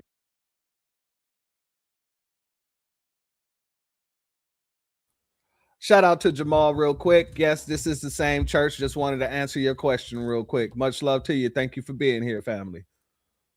Bag is that we're the only category that's labeled a racial group. I'm gonna get to that in a second. So this leaves Black Americans without an ethnic group recognized by the federal and state governments with which to write legislation or receive specific set-asides, resources, or contracts. We recommend this commission demand that Governor Hochul support and push the disaggregation of data in New York State. Number 4, the last time Black Americans had legislation and institutions exclusively for our people was those Freedmen Acts of 1865. We are looking for this commission to support a state-level Freedmen's Bureau and/or agency. Black Americans are the oldest, if not the oldest, ethnic group in the country. We built the foundation of the state of New York and do not have a single institution in New York solely for our people like the Office of Immigrant Affairs or the Holocaust Claims Processing Office. Black Americans have more than earned an office that serves our people as well. Number 5, what we know is that due to the badges, incidents, and vestiges of slavery, Black Americans have always been the #1 victim of hate crimes in the USA. Because of the definition of the African American racial category, an anti-Black or anti-African American crime bill would be unconstitutional. That's why we're calling on this commission to support an anti-Freedmen hate crime bill. In line, number 6, with the anti-Freedmen hate crime bill and the theme of both presentations you heard tonight, what we find is that the system of white supremacy has used immigration as a weapon against Black Americans since emancipation. So we find a number of immigrant groups that have committed those hate crimes against us, freedmen, like the Irish during the draft riots, or the crimes due to the Italian mafia, or the Jamaican shower posse that brought drugs and murder into Black American communities during that war on drugs. We recommend this commission bring in Andre Barnes of Numbers USA to present on the effects of immigration on Black Americans. And in closing, I want to make the final and more informal recommendation to the commission. I actually implore that this commission make the decision on getting on the right side of history. Politics based on race or blanket Blackness are not only a thing in the past, but race is a tool of white supremacy. Audre Lorde told us that the master's tools will never be able to dismantle the master's house. The Equal Protection Clause of the 14th Amendment prohibits any policy based on race. It was designed to protect us against the policy of whites only, right? But that sword cuts 2 ways. It also prohibits policy for Blacks only. See, so the future of politics is based on advocacy, based on lineage / ethnic groups, and building coalitions on respect wherever possible. If any of you saw the movie Sinners, which just garnered a number of nominations, street plug, the director Ryan Coogler called it a display of foundational Black American culture. See, there is a foundational Black American renaissance taking place where justice and cultural autonomy is at the heart of it. So commission, I beg you, please don't become yet another tool of white supremacy that we have to overcome. Thank you.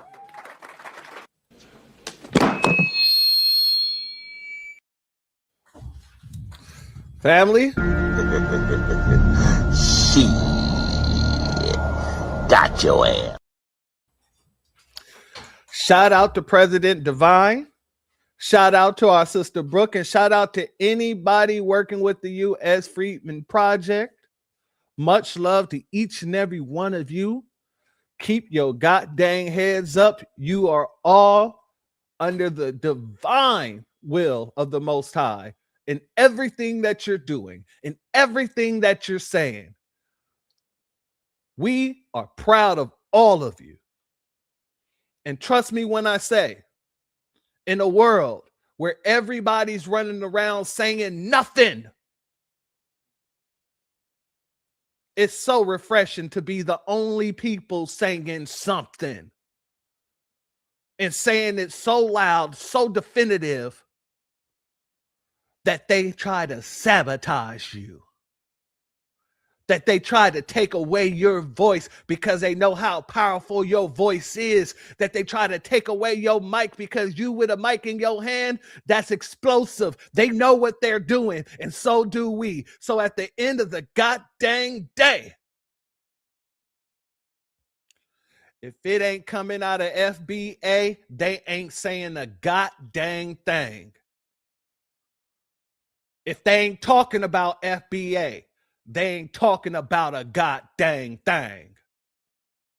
If you ain't talking about reparations, you ain't saying nothing. If you ain't talking about an anti-Freedmen hate crime bill, you ain't saying nothing. Republican, Democrat, doesn't matter. If you don't get on the right side of history, your ass is going to be left on the wrong side of the road. And guess what? We'll be the ones kicking you out of the car. Guaranteed. Let me give a B1 salute and a shout out. Shalom to our sister, the Lotus Tay in the building. Much love to you, my good sister. Thank you for being here. Family, we're not on that 1956 kick. We're not on the 1964 kick. We're not on the 1965 kick. We're not here to fight for everybody else. We're here to fight for ourselves. And that's why we're telling everybody who keeps running up, talking about a truce. We need a truce. Let's start over. Let's get a new contract. We're telling them straight to their face. Get somebody else to do it. Because we ain't got no time to deal with your bull stuff. Let's be very, very, very clear on that. All you folks running around here trying to make us the villain, you don't have to make us anything. We're so glad, so proud to be the villain of this story. I prefer the term anti-hero. Because we done took off the capes and we're only fighting for what's right. And what's right is giving what's owed to Caesar. And in this scenario, foundational Black Americans is Caesar. So for all these people who are trying to run for office and trying to go over here and say, well, I'm doing this for the people, your Kamala's and your Jasmine Crockpots. I'm going to tell you one last time. Well, it might not be the last time, but I'm going to tell you one more time. And let me say this with my whole damn chest.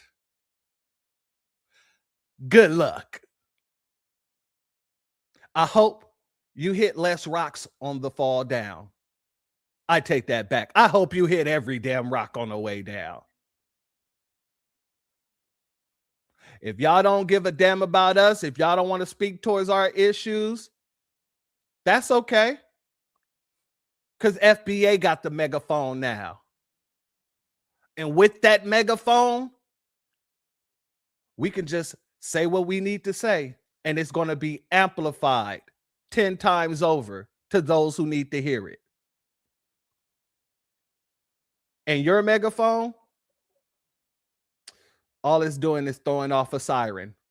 Somebody take the batteries out of that crap.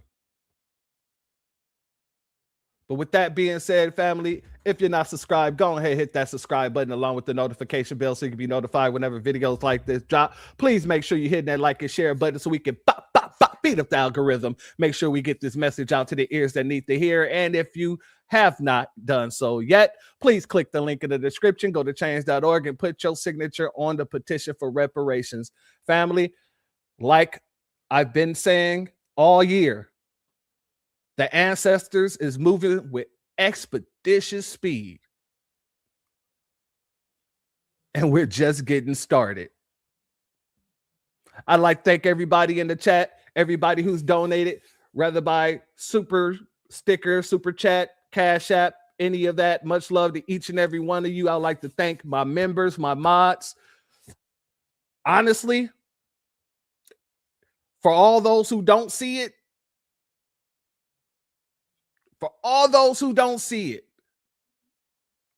next year is going to be even more phenomenal. And the Most High have shown that to me already. I guess I'm like Candace Owens, I'm having premonitions. And, the premonition showed me that next year is going to be an even more phenomenal year for FBA than the last one. And it's going to be even more devastating for the Democrats because they still don't believe fat meat is greasy. But with that being said, family and friends, I want you to have a beautiful rest of your Sunday. For those who are going over to Jason Black's, I will see you over there. With that being said, the doors of the church are now closed. Peace, family. My grandfather built this country, man. He fought wars for it. And most places he went wouldn't let him sit down and get a cup of coffee.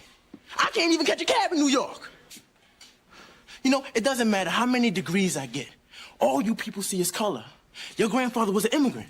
You're American. My grandfather was born here, Duke. And you people still look at me as just another nigga.